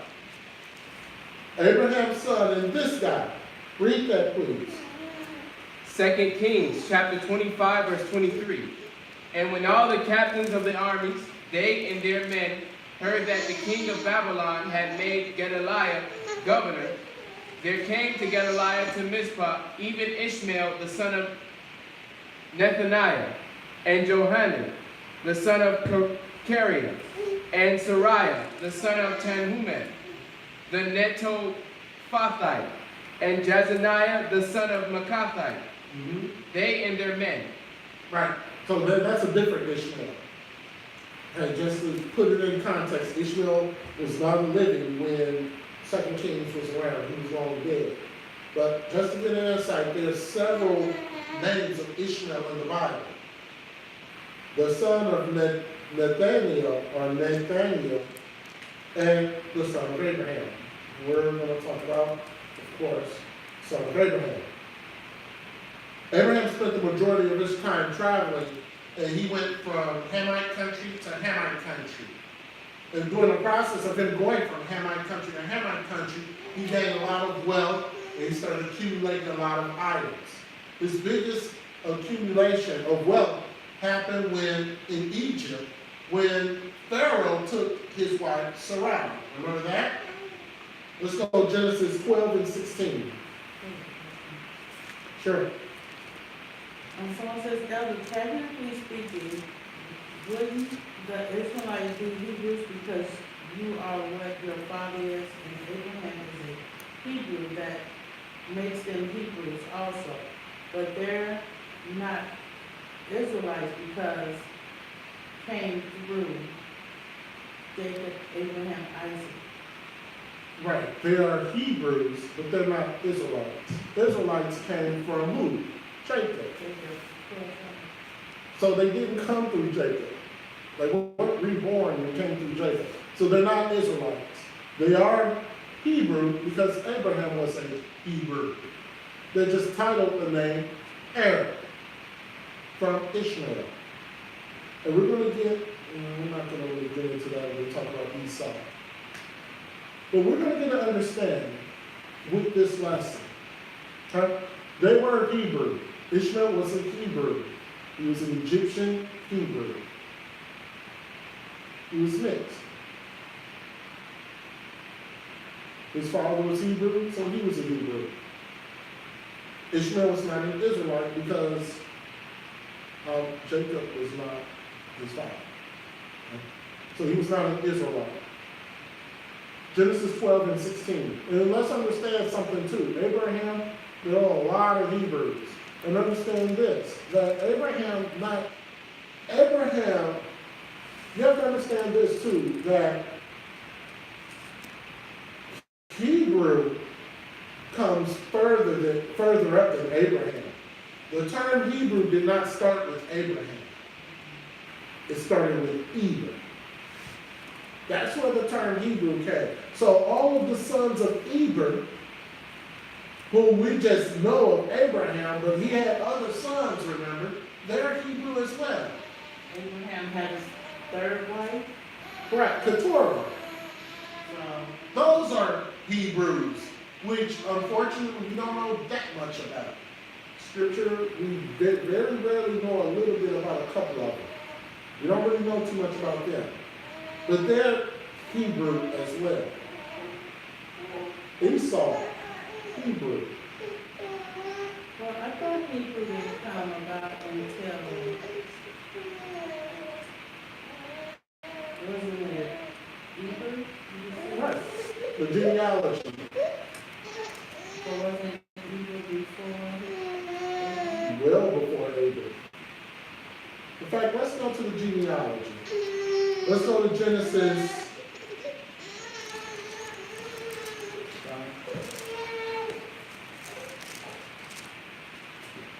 I want to go with Genesis.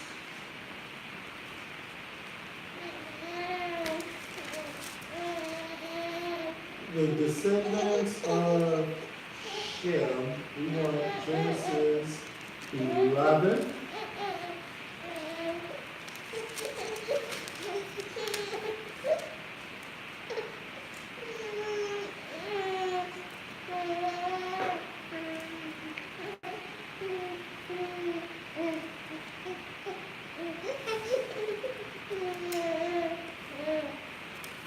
I'm trying to find the scripture where it says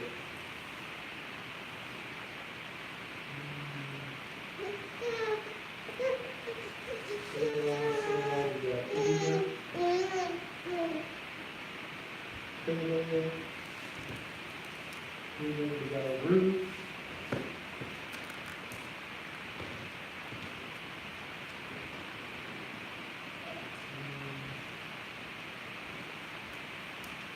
Well, I said one of them was called the Hebrew. Or maybe that's in Jasher. Well, I think that's in Jasher.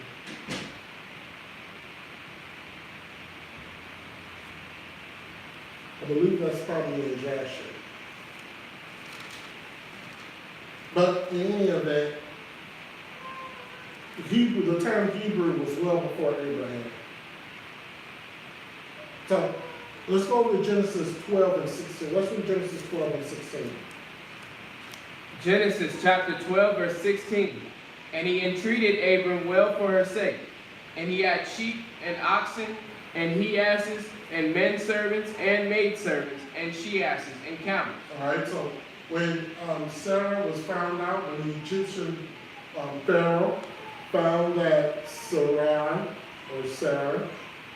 was Abraham's wife, of course all the curses came on him. He said, okay, give him whatever he wants and get them out of my land. Psalm said,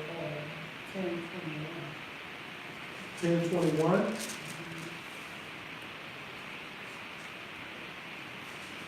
10:21.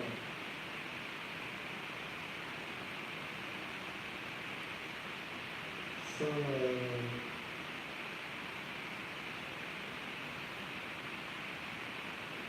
Genesis 10:21.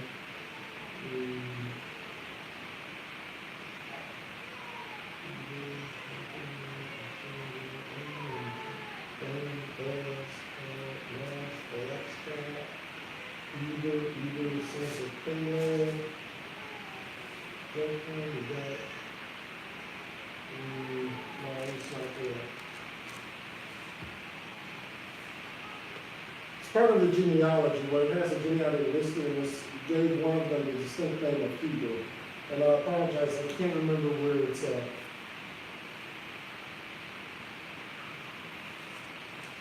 It's in the genealogy, though. But I thought it was either. Right, it was either. But I don't know if it's in the book of Jasher. All right, let's continue on. We'll eventually find it some other time. All right, so it is here that most likely the origin of Hagar, Abram's Egyptian concubine. After leaving Egypt, Lot settles in Sodom, and Abraham moves his family to Canaan, which was a Hamite nation. Let's read Genesis 16:1 again.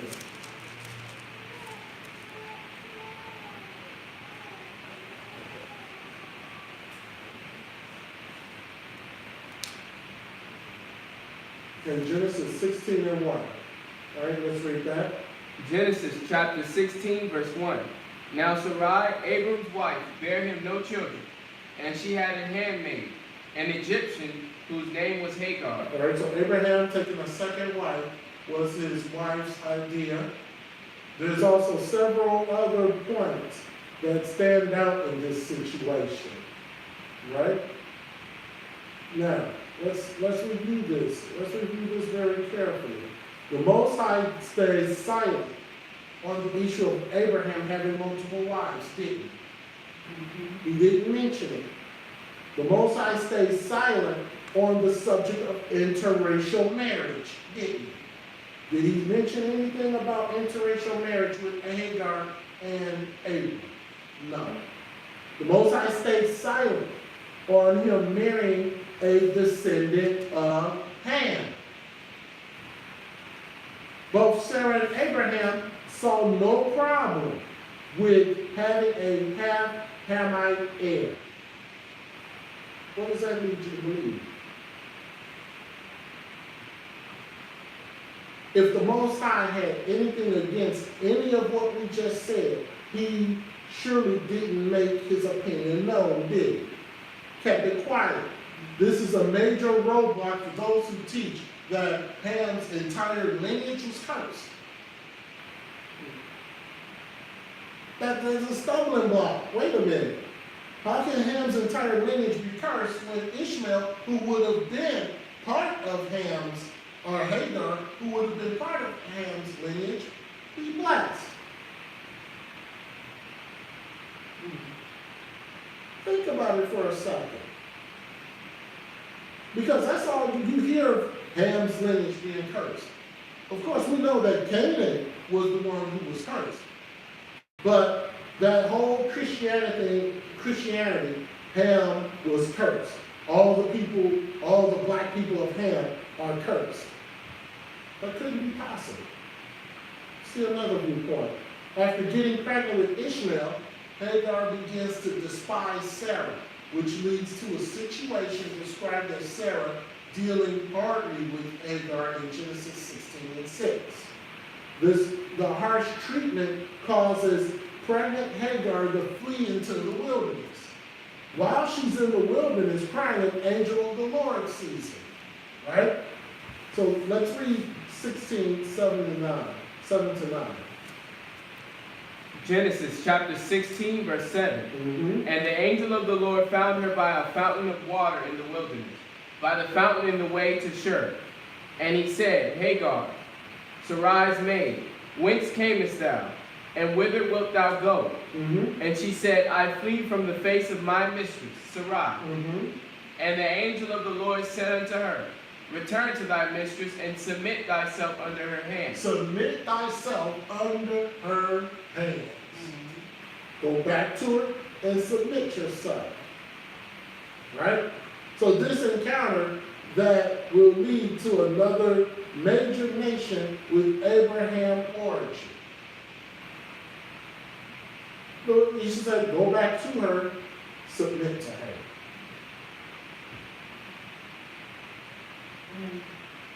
Someone says, but Elder, I thought it doesn't matter what your mother is. Ishmael is Hebrew after Abraham, not after his mother.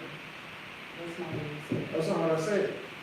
What I said is that, did the Most High look at that marriage and say, I condemn that marriage?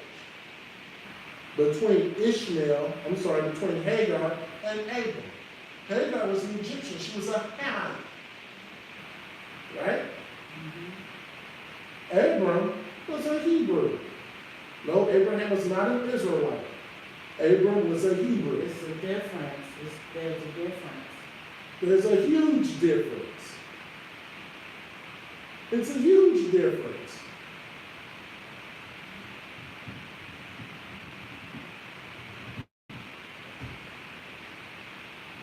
There was a huge difference. Abraham was not an Israelite. He was a Hebrew. So thus, the intermarriage relationships, would that fall under Abraham or would that fall later? See, you can't sit up there, well, intermarriage relationships, that's all wrong and everything. No. Who was that for? It wasn't for Abraham. Abraham wasn't an Israelite. Are you following? Hebrew. We didn't become Israelites until Jacob, when his name was changed to Israel. Okay, so are you following? We were called Israelites because of Jacob. Because a lot of people say, well, you know what, Abraham married a Hamite. So that marriage should be null and void. How is that possible? Abraham did not, like Nicodemus said to Yeshua, did Abraham go back up into his mother's womb and come out with Jacob? And now Abraham is an Israelite? No. Read, yes. So when other Israelites try to justify Abraham having multiple wives, it wouldn't work in that situation either because Abraham wasn't an Israelite, he was a Hebrew. Well, that still the multiple wives, it doesn't matter whether it's Israelite or whatever. It shouldn't have It should have never happened in the first place.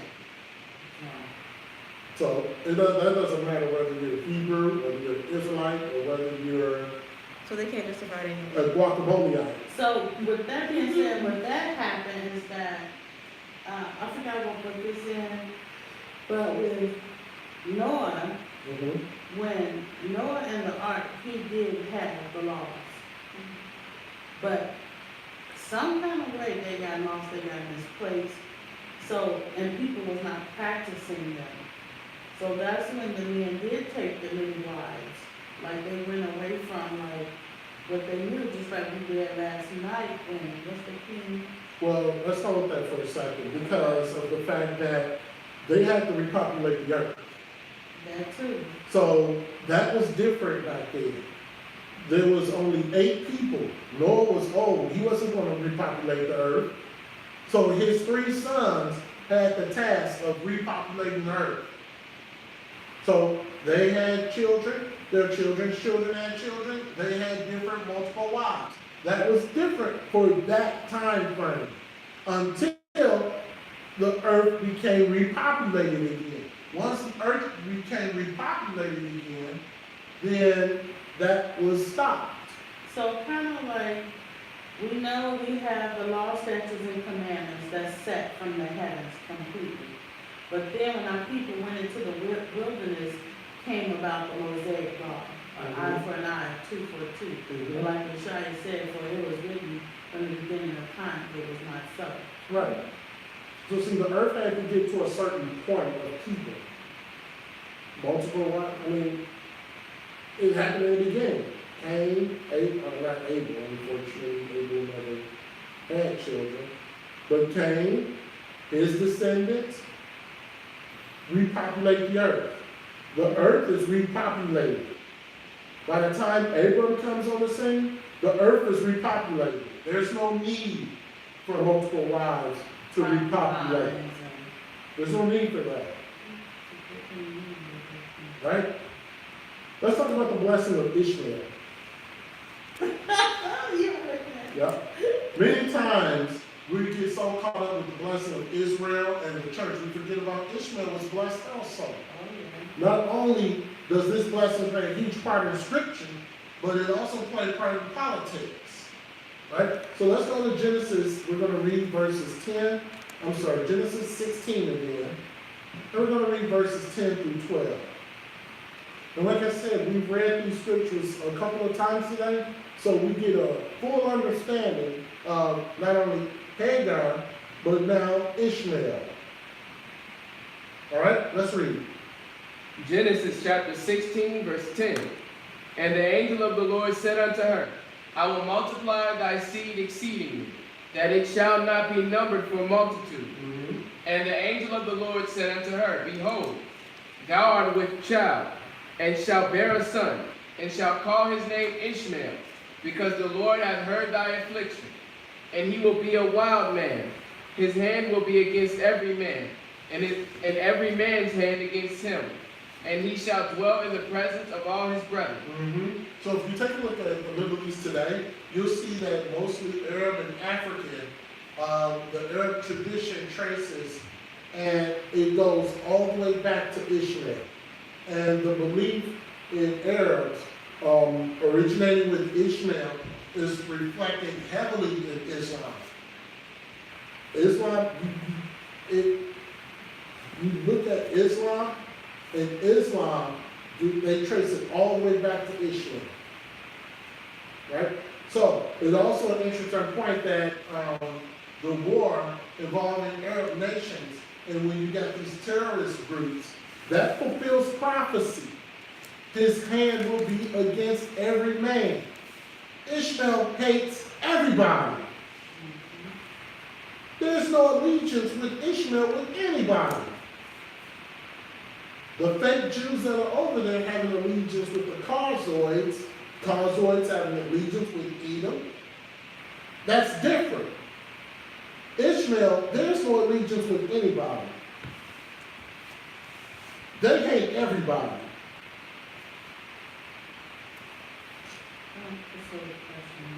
All right. So did the Lord add that statute at Mount Sinai because he didn't want them to go off following other gods, marrying other women from different nations? What statute is that? Is that the statute of, is that about interracial marriage? I don't know which statute you're speaking of. I'm assuming you're speaking of interracial marriages. That wasn't given, I don't think that was given at Mount Sinai. Oh, someone says, my granddad is Ishmael. My grandma, we said yes. Okay. So someone says, my granddad is Ishmael. My grandma is Italian. And my dad is Issachar. And mom, dad, so what does that make me? That's not possible. Wait a minute. Wait, My granddad is Ishmael, Ishmael, my grandmother is Italian, okay. and my dad is Issachar. How was your dad Issachar? That don't make sense. Because if your granddad is Ishmael, then your dad is gonna be Ishmael. Right. I don't understand that one. So, the grandfather was Ishmael. Oh, he said typo meant Oh, Ishmael. So your dad is Ishmael. if your dad is Ishmael, you're Ishmael. Okay. If your grandfather is Issachar, your father is Issachar, you are Issachar. So he said, so I'm not an Israelite. You're Ishmael. Yeah. You're Ishmaelite. Now, of course, you can get the surname of Israel if you follow the law, statutes, and commandments. Don't let anybody tell you that you cannot be Israel. You are Israel if you're following the law, statutes, and commandments. But if your father is an Ishmaelite and your grandfather is an Ishmaelite, then you are Ishmaelite. My question to you is, how do you know that your grandfather is an Ishmaelite? But let's say this, we have to know that for a part of his life, Abraham raised Ishmael in the ways of the Most High. Correct. It's not until that Muhammad thing probably happened. It was before Muhammad. Muhammad was he just combined it, but it was with Nimrod. He said that I guess his granddad is from Iran. Okay. Doesn't make him an Ishmaelite, but if he's in the lineage of Iran, then he was with the Persians, which means he's not an Ishmaelite. Iran did not, let's understand something really quick. Iran are the Persians. They're the Persians. Iraq, that's Ishmael. Iran is the Persians. So Iran, the lineage of Persia came through Iran. Okay? So, this is getting off the He teaching. said, okay, I understand now. But, and then someone has a question, Elder, the Ishmaelites that are over there now, Right. aren't they mostly Romans? Right, because they were Understand? injected, right. Because the Europeans came over and they injected into the Ishmaelites. The Ishmaelites were all dark-skinned, nappy-head people. They were Coarse not, hair. I'm sorry, coarse hair. They did not have the thin, the silky, smooth hair that you see today. No. They had coarse hair. The Europeans came over and they came in and injected with Ishmael, and that's who you see over there today. So They're still Ishmaelites, but they were injected with the Europeans. just like I'm Judah, but I was injected with the Germans, Right. but I'm Judah. Correct. So we try not to get caught up in lineage. If you're following the law, statutes, and commandments, you're Israel. That's right. Bottom line. You can be a causoid. No, You can be. You can be a causoid, and you're following, you know what? Khazaria, blah. Stinky Khazaria. I'm following the Most High, law, statutes, commandments. I curse Khazaria. You're an Israelite. Even though you're full-blooded causoid, which we're going to talk about in about 3 weeks. This may be one of the reasons why there will never be peace in the Middle East until Yeshua's return. Ishmael's warring is prophetic. The wars that Ishmael do is prophetic. The Most High confirms Ishmael's blessing. In the Bible, the story leaps forward 13 years from Abraham being 86 to Abraham being 99. Just before Abraham's age is given, he asks the Most High to accept Ishmael as the promised son. Once again, Abraham didn't see any problem with a mixed race son being the son of the promise, which throws a blow to those who believe that the Bible is against mixed race marriages. Because the Bible is against mixed race marriages. Because the Bible covers everyone, not just Israel. So we got to get out of our carpal tunnel vision of the Bible only being for Israelites. That's a no-no. Right? However, the Most High has other plans, but he confirms Ishmael will be blessed as a nation. Let's go to the 12 sons. 17, Genesis 17 and 20.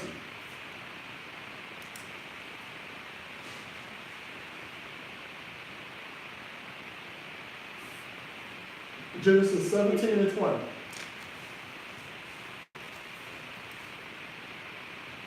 Genesis chapter 17, verse 20. And as for Ishmael, I have heard thee. Behold, I have blessed him, and will make him fruitful, and will multiply him exceedingly. And I will multiply him exceedingly. Go ahead. 12 princes shall he beget, and I will make him a great nation. 12 princes. Right? Just like with Jacob. 12 patriarchs. Okay? This promise is going to lead to the Ishmaelites playing a huge role in many events in the Bible. And we're going to show you some of those events. Before we can get to those events, let's take a look at the sons of Ishmael. Why don't we? Let's go. We're going to go Genesis 25, and we're going to start at verse 13. 13 to 16 are the sons of Ishmael. So the descendants of Ishmael, the Most High promised Abraham that Ishmael would have 12 princes, 12 tribes of Ishmael. But we're going to learn on some of these. Let's go Genesis 25, and we're going to read verses 13 to 16. Genesis 25, 13 to 16. Let's read. Genesis chapter 25, verse 13. And these are the names of the sons of Ishmael, by their names, according to their generations. The firstborn is Ishmael, Nebaioth of Ishmael, Nebaioth, and Kedar, and Adbeel, and Mibsam, and Mishma, and Duma, and Massa, Hadar, and Tema, Jetur, Naphish, and Kedemar. These are the sons of Ishmael, and these are their names, by their towns and by their castles. 12 princes according to their nations. All right, so these are their names, by their towns, by their castles. 12 princes, right? So let's see about these 12 princes. Before you move on, what was the scripture before that? Before Genesis 25, Yeah. it was Genesis 17 and 20. Those are the 12 princes. That's when that's where Ishmael was blessed. And he begot 12 princes. Genesis 17, 20. Then we went to Genesis 25, 13 to 16. And we read the names of the 12 princes. Now, we're going to go to each one, and we're going to see where they're at in the Bible. Now, of course, some of them there's no scripture found. But to the firstborn, the Abijah, that was Esau's brother-in-law. So we're going to go to Genesis 28 and verse 9.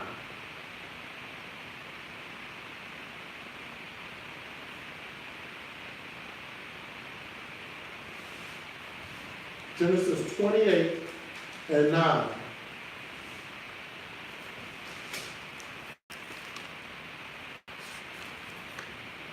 And let's read that. Genesis chapter 28, verse 9. Then went Esau unto Ishmael, and took unto the wives which he had Mahalath, the daughter of Ishmael's Abraham's son, the sister of Nebaioth, to be his wife. And that was his brother-in-law. Okay? Only mention of him in the Bible. Kedar, right? Kedar, known for their black tents. That's Song of Solomon 1 and 5.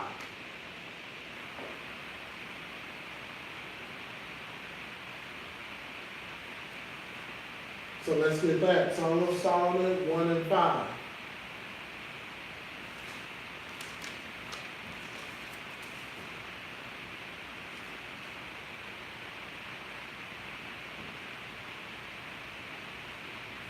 Let's read that. The Song of Solomon, chapter 1, verse 5.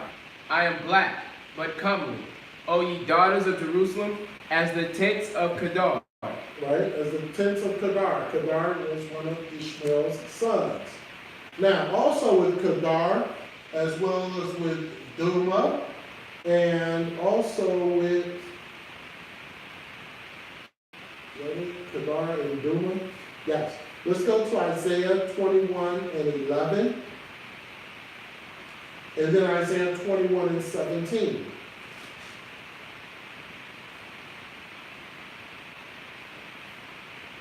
Isaiah mentions their fall from power.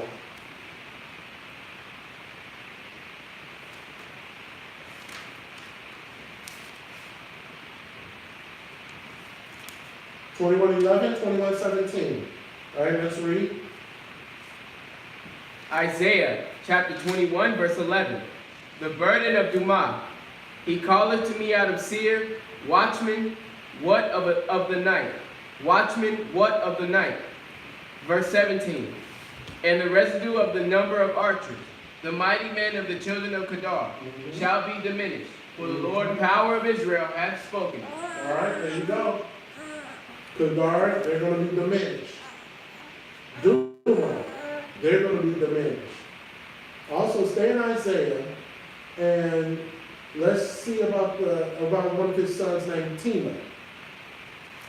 We're going to read Isaiah 21 and 14, and then we're going to go to Job 6 and 19. Okay. Someone says, elder, the oil is part of their wealth from the Most High, so no man has a right to take it from him. Correct. We can say that. A lot of the Arab nations are are where the oil is. So you can say that no man had a right to take it away from them, but they give it away too. Right? Tema, one of the 12 princes of Ishmael. Let's read about him in Isaiah 21:14, and then we're going to do Job 6 and 19. Okay. And let's read that. Isaiah chapter 21, verse 14. The inhabitants of the land of Tema brought water to him that was thirsty. They prevented with their bread him that fled. And let's see about Tema in Job 6 and 19. Job chapter 6, verse 19. The troops of Tema looked. The companies of Sheba waited for them. Okay. So they looked upon Job in his affliction. Right?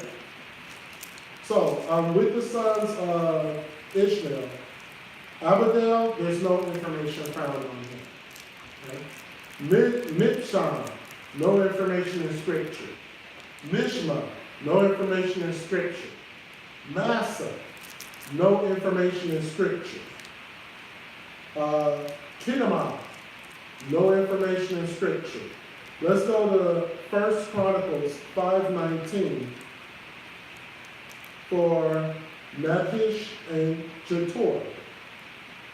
1 Chronicles 5:19.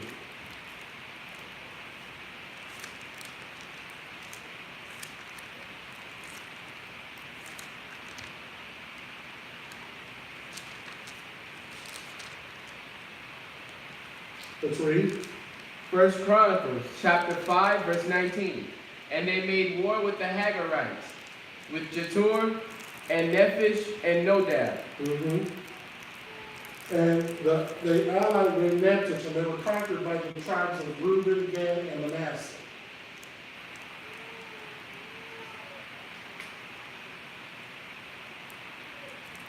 Right? The last son was Hagar, and it's mentioned as in reigning in the land of Edom.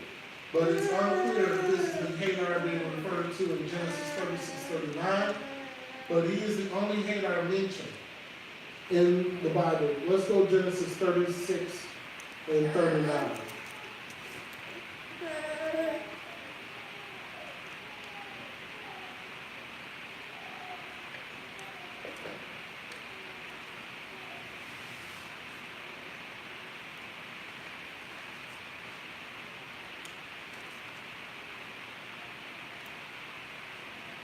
Let's read.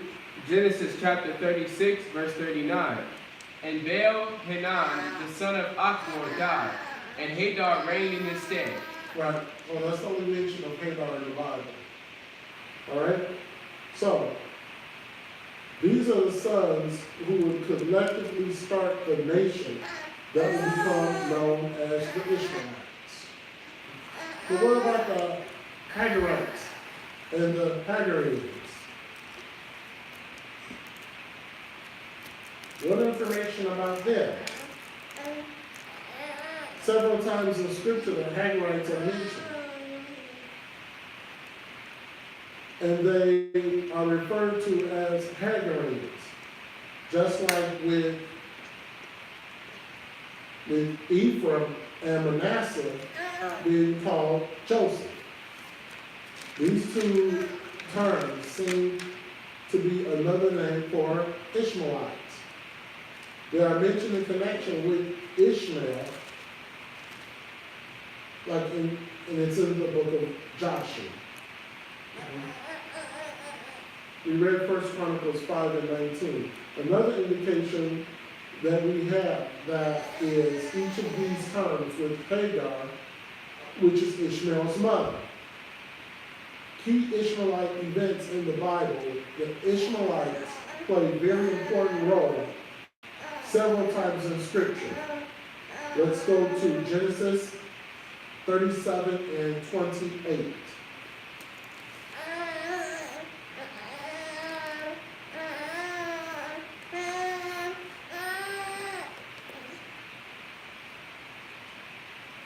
Genesis 37 and 28.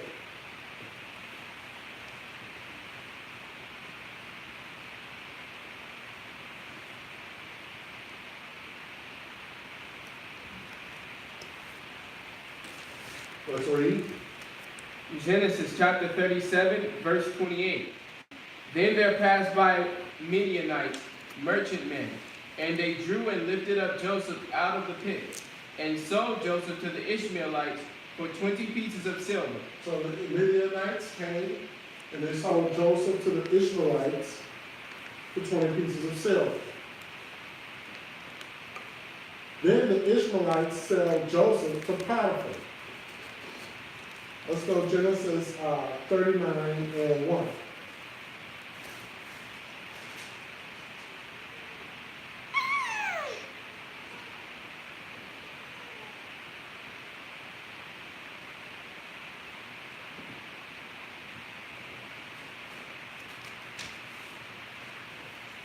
Right? Genesis 39 and 1.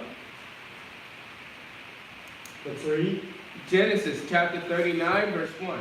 And Joseph was brought down to Egypt, and Potiphar, an officer of Pharaoh, captain of the guard, an Egyptian, bought him of the hands of the Ishmaelites, which had brought him down thither. Right? So the Ishmaelites once again. Now,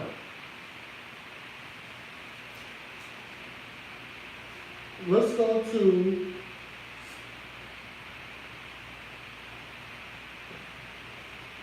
Judges. Now the Ishmaelites went to war with Gideon.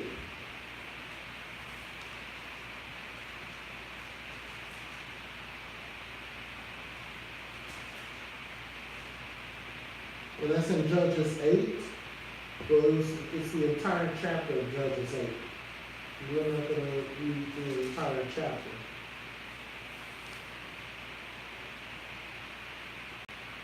Let's read Judges 8. Let's just start at verse 1. And let's just read. Judges chapter 8, verse 1.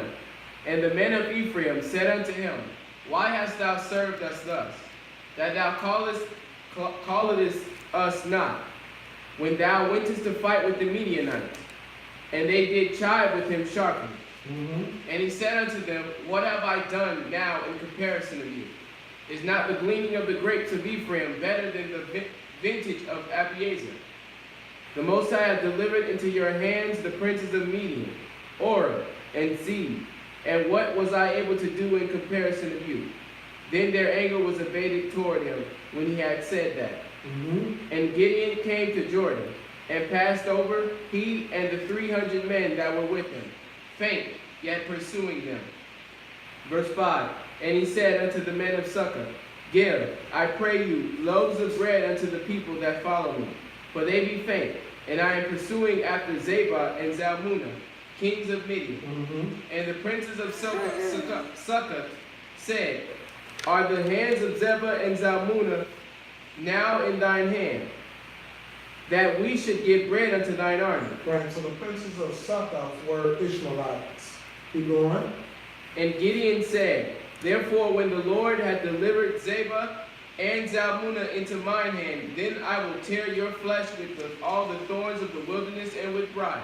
And he went up thence to Penuel, and spake unto them likewise, and the men of Penuel answered him as the men of Succoth had answered him. Let's skip over the first verse 14. Let's read 14, 15. Judges chapter 8, verse 14.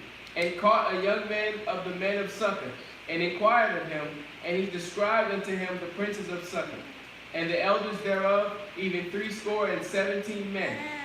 And he came unto the men of Succoth, and said, Behold, Zebah and Zalmunna, with whom ye did upbraid me, saying, Are the hands of Zebah and Zalmunna now in thine hand, that we should give bread unto thy men that are weary? They went to war with Saul. Let's go over to 1 Chronicles chapter 5.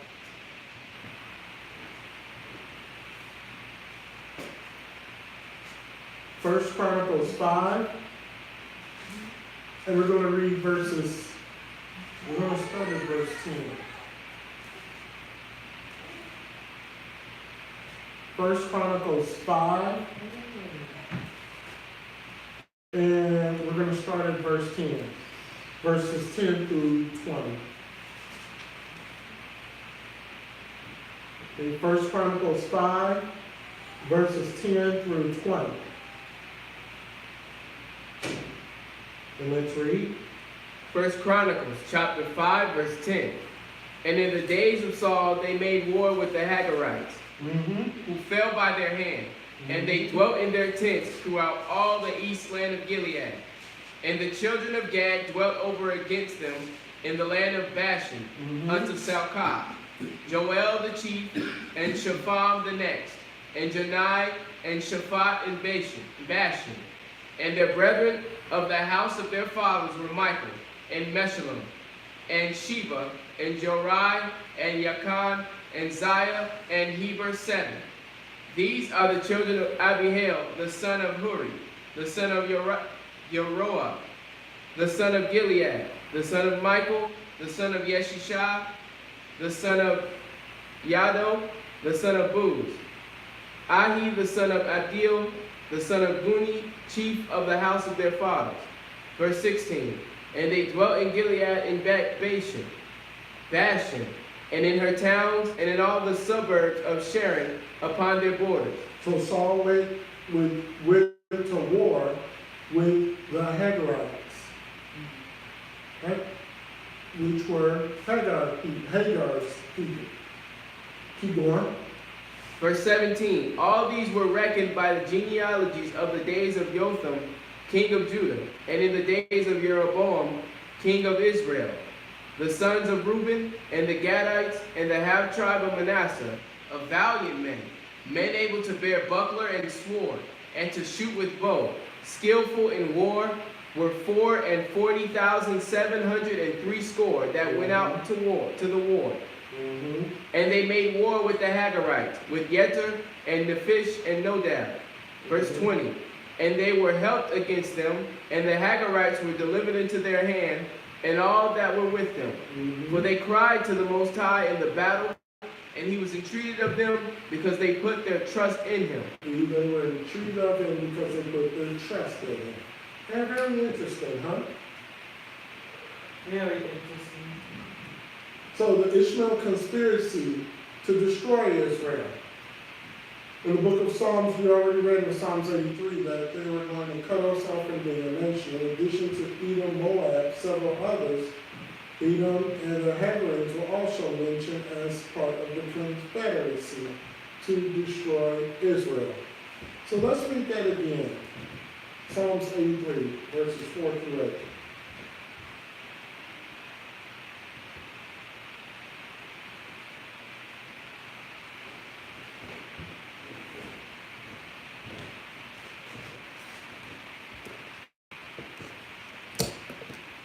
Okay, let's read. Psalm 83, verse 4. They have said, Come, and let us cut them off from being a nation, that the name of Israel may be no more in remembrance. For they have consulted together with one consent, they are confederate against thee. The tabernacles of Edom, We know who they are. and the Ishmaelites, We know who they are. of Moab, Uh-huh. and the Hagarites, Now we know who the Hagarites are. Mm-hmm. Keep going. Gabal, We'll find out who they are later. and Ammon, We know who Ammon is. and Amalek, Amalek, the Philistines, Philistines, with the inhabitants of Tyre. Tyre, we'll find out who they are later. Go ahead. Assur also is joined with them. We'll find out who Assur is later. They have hope in the children of Lot. Selah. All right, so there's some that believe that this plot involved Israel being enslaved, stripped, re-educated, cast off as scripture as European generations much later on. According to the scripture and other historical documents, the Israelites fled to various parts of Africa to escape persecution. This will explain why the slave traders hired certain African tribes to round up certain specific groups of people for slavery. Right? So that would kind of explain it. Because some of these Africans were Ishmaelites. The transatlantic slave trade may not have been a free-for-all, but the transatlantic slave trade was definitely carried out by Psalms 83.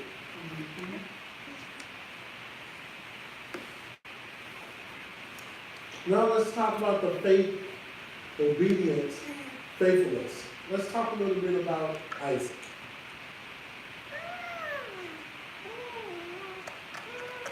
And we're going to merge this into Jacob to springboard our lesson for next week. Okay?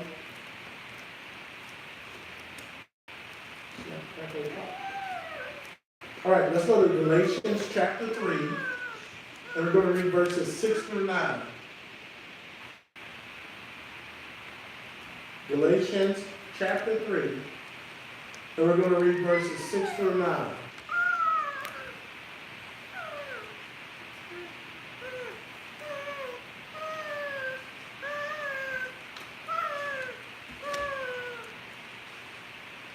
Okay, let's read. Galatians chapter 3, verse 6. Even as Abraham believed the Most High, and it was accounted to him for righteousness. Know ye therefore that they which are of faith, the same are the children of Abraham. So those that are which of faith. So it doesn't matter if your father is Ishmael. It doesn't matter if your father is Fu Manchu. It doesn't matter. As long as you are of faith, you are a child of Abraham. Go ahead. And the scripture, foreseeing that the Most High would justify the heathen through faith. Now where it says the heathen through faith, it's not talking about sinners. Right? Keep going. Preached before the gospel unto Abraham, saying, In thee shall all nations be blessed. See, that's what it means, in thee all nations shall be blessed. Because let's say if you're Japanese and you follow the law, statutes, and commandments, you're of a different nation, but you're going to be blessed by Abraham. See that? If you're from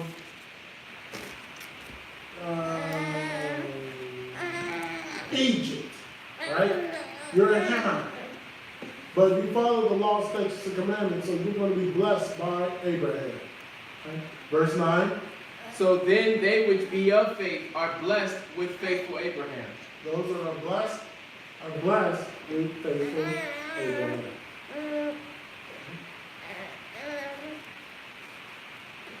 Let's go over Romans 4. Romans 4.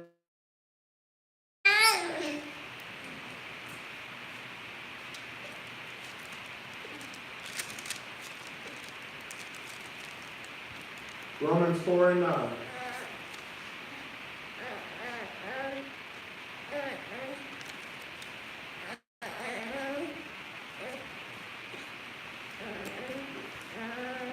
All right, let's read. Romans chapter 4, verse 9. Cometh this blessedness then upon the circumcision only, or upon the uncircumcision also? For we say that faith, As long as you are considered as righteous. Very easy, very simple. Okay. Let's go over to Hebrews 11.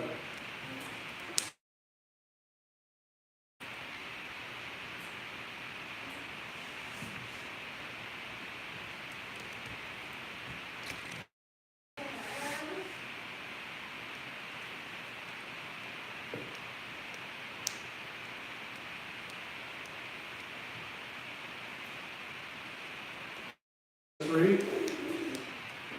Hebrews chapter 11, verse 8. Isaac blessed Jacob and Esau concerning things to come. By faith, Jacob, when he was a dying, blessed both the sons of Joseph the top of his staff. By faith, Joseph, when he died, made mention of the departing of the children Abraham and his seed. So let's put this all in full circle and let's go back to Genesis 17 and verse 7.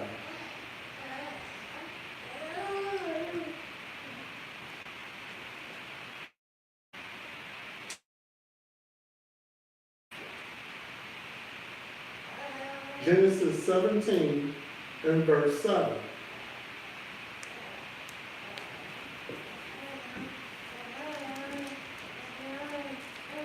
Okay. Chapter 17, verse 7. For an everlasting covenant, to be a power unto thee and to thy seed after thee. And to thy seed after thee. So all of Abraham's seed would be blessed. Would be blessed. The covenant would be through Isaac. Let's skip down to verse 19. And let's read verse 19. Genesis chapter 17, verse 19. And the Most High said, Thy wife shall bear thee a son indeed, and thou shalt call his name Isaac, and I will establish my covenant with him for an everlasting covenant, and with his seed after him. All right, with his seed after him. Isaac.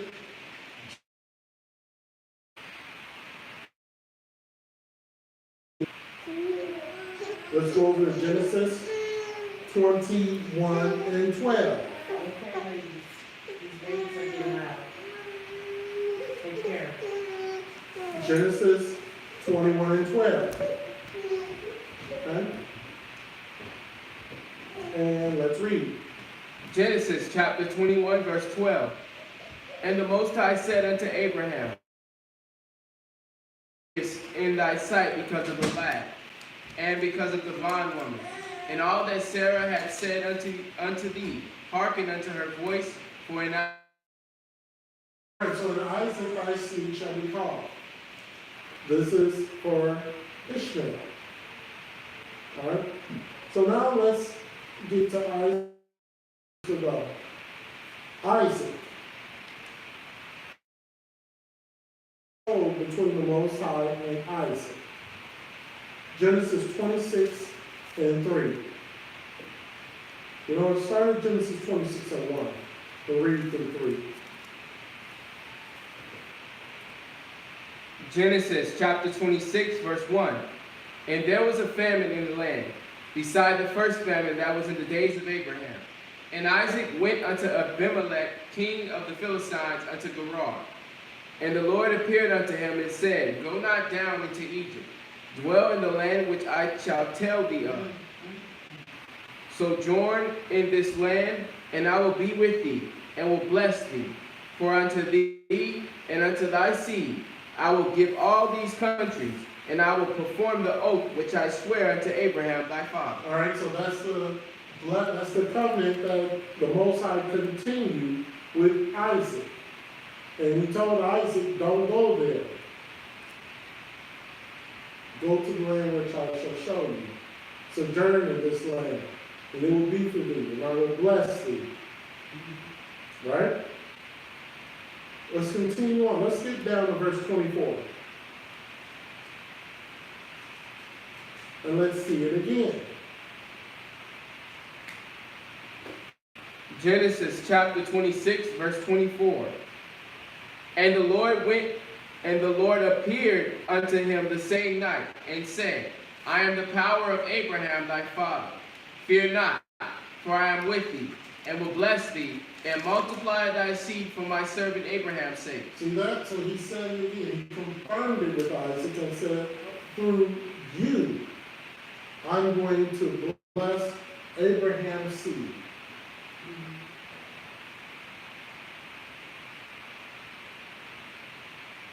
Rebecca was also spoken to. Let's back up a little and let's go Genesis 25. And we're going to read verses 22 and 23.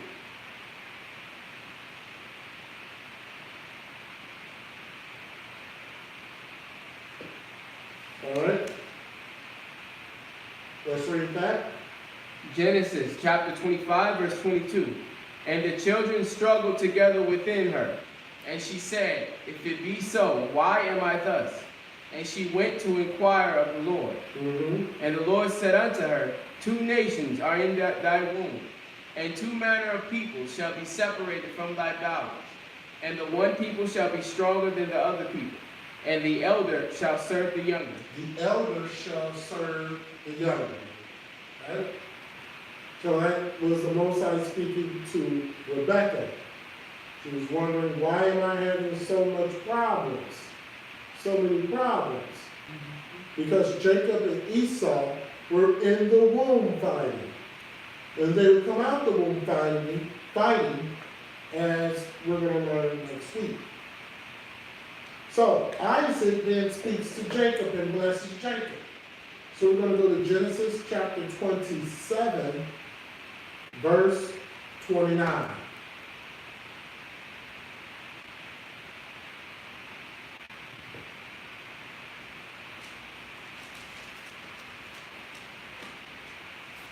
Genesis 27, verse 29.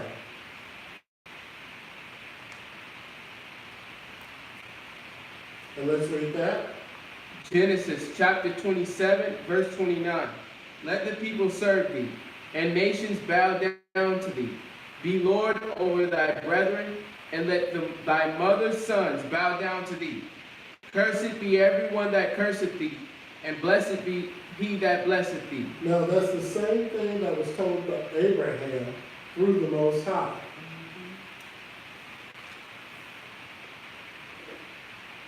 That people that bless you, they should be blessed. People that curse you, I'm going to curse. Same thing.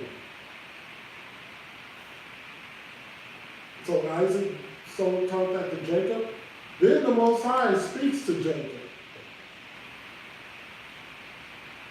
And we're going to go Genesis 28 and 15. Because now the Most High now is going to speak to Jacob.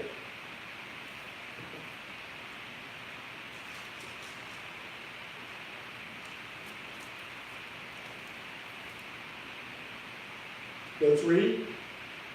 Genesis chapter 28, verse 15. And behold, I am with thee, and will keep thee in all places whither thou goest, and will bring thee again into this land, for I will not leave thee until I have done that which I have spoken to thee of. See that? So that's the Most High speaking to Jacob and telling Jacob that in these places, whither thou goest, I'm going to keep thee. I'm going to bring you again into this land. I'm not going to leave thee. I'm not going to leave you until I am finished what I have spoken through you. And that is the 12 patriarchs, the seed of Abraham being multiplied as we see. It went from 1, Isaac, 2, Jacob and Esau. From Jacob it went to 12. See, our Father is multiplying. And from those 12, he got, I believe, 70, I want to say. Right? All right. Genesis 32 and 12, Jacob then speaks to the Most High.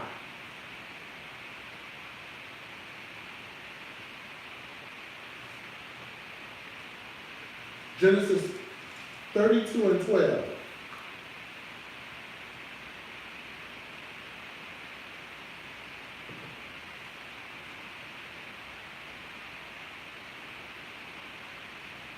Genesis chapter 32, verse 12. And thou saidest, I will surely do thee good, and make thy seed as the sand of the sea, which cannot be numbered for multitude. So Jacob is just repeating what was told to him. Jacob was just repeating what was told to him through the Most High. Okay? So Jacob is basically saying, I have you at your word. Let's look at covenants. And let's take a step aside, and let's look at covenants. What does the Bible say? We're going to go to 1 Chronicles 16.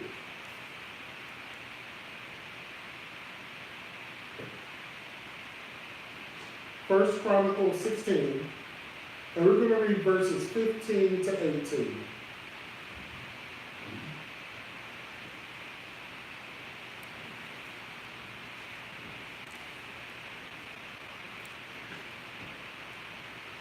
First Chronicles 16, starting at verse 15. Right? Let's read.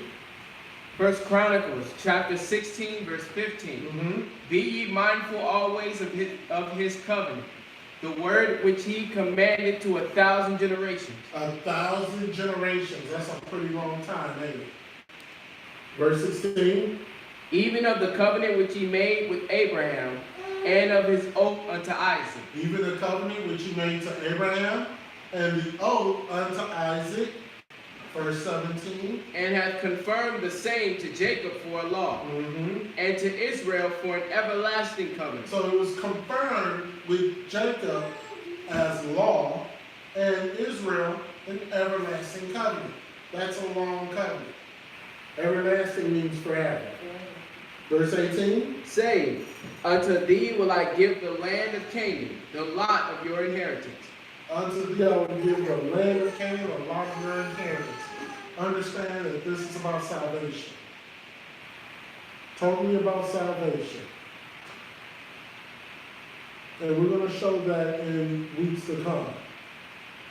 That this covenant that was made is much more deeper than the land. It's about an everlasting covenant, an everlasting inheritance with the Most High.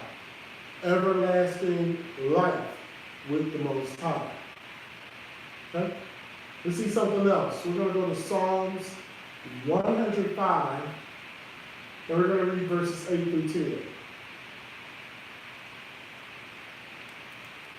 10. A second place where this covenant is confirmed to 1,000 generations. Psalms 105, verses 8 through 10.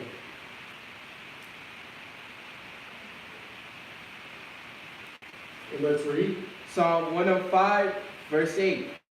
He hath remembered his covenant forever, the word which he commanded to 1,000 generations. which covenant he made with Abraham and his oath unto Isaac, and confirmed the same unto Jacob for a law, and to Israel for an everlasting covenant. Same thing that was written in Chronicles, same thing that was written in Psalms. Solidifying that covenant that was made with Abraham thousands and thousands of years ago is still intact today. Let's recap. Abraham was born in Ur of the Chaldees, located in the Tigris-Euphrates Valley, region which is now today called Iraq. From Ur, Abram and his family moved to Haran, which is about 600 miles to the north. There, at the age of 75, he received his calling from the Most High. After his father died, they said, go to a lake. 75. Okay. Isaac was the only son of Abraham and Sarah, the father of Esau and Jacob, who the Most High renamed Israel. Right? He renamed Jacob Israel.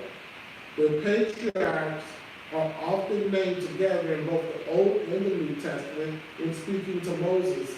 The Most High said, I am the power of your father, the power of Abraham, the power of Isaac, the power of Jacob. So those three patriarchs are always listed together. And it doesn't matter if it's in the Old or the New. Because the covenant was made through those three.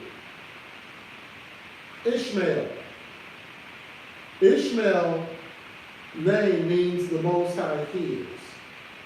He was the son of Abraham and Hagar, the Egyptian maid of Sarah. When Sarah was herself not having children, she arranged for Hagar and Abram to be married. Hagar was acting as a surrogate mother. Even though the Most High specifically stated that a child, Isaac, would be born through Sarah in due time.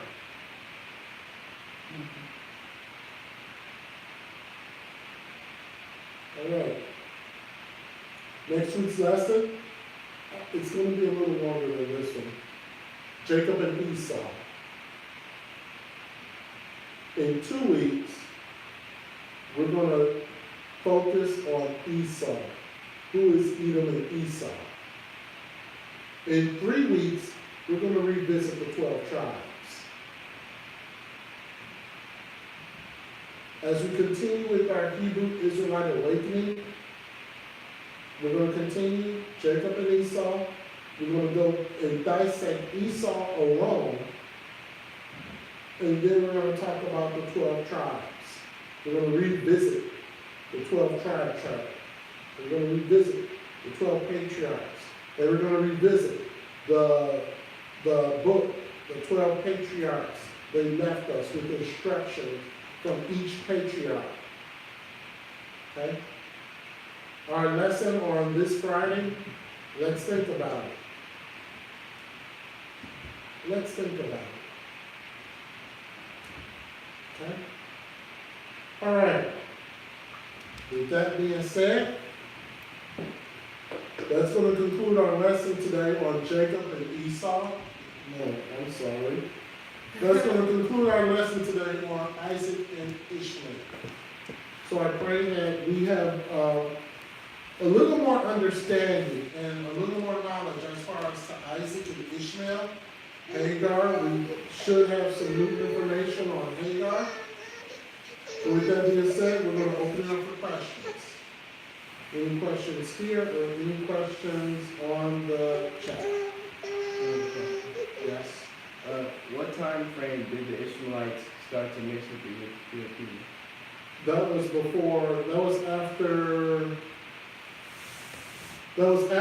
after Persian mythology, and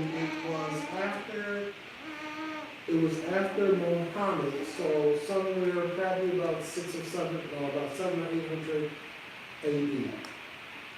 Somewhere around that time frame.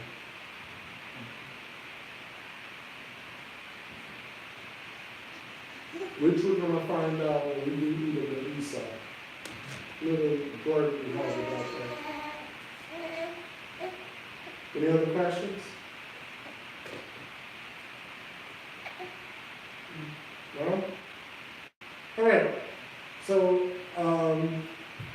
as we end with all our lessons, we end with Psalms chapter 1, verses 1 through 3. We'll probably be back street preaching in the spring. It's should. A little bit more than two. It'd be colored. All right? So we're going to end with Psalms chapter 1, verses 1 through 3.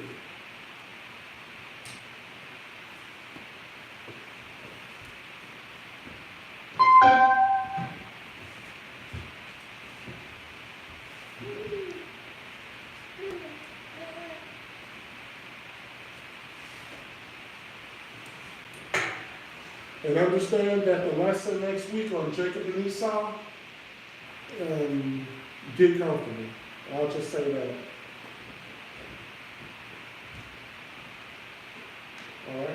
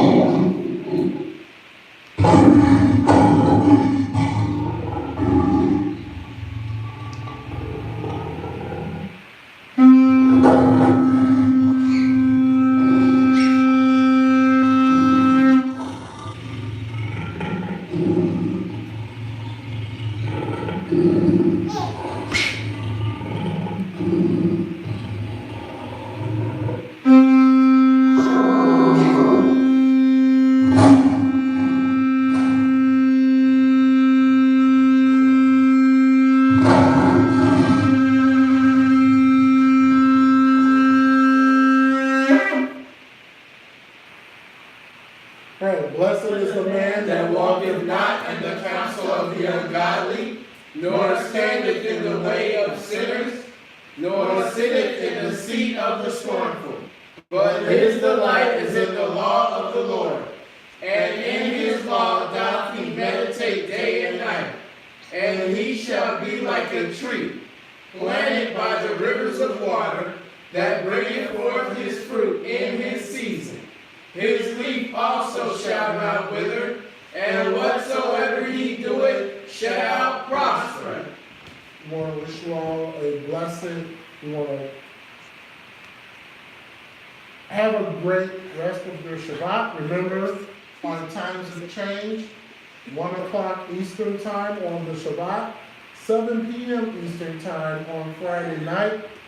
And we will see you all next week with another hopefully blessed lesson. Kwame Sharala. Kwame Sharala.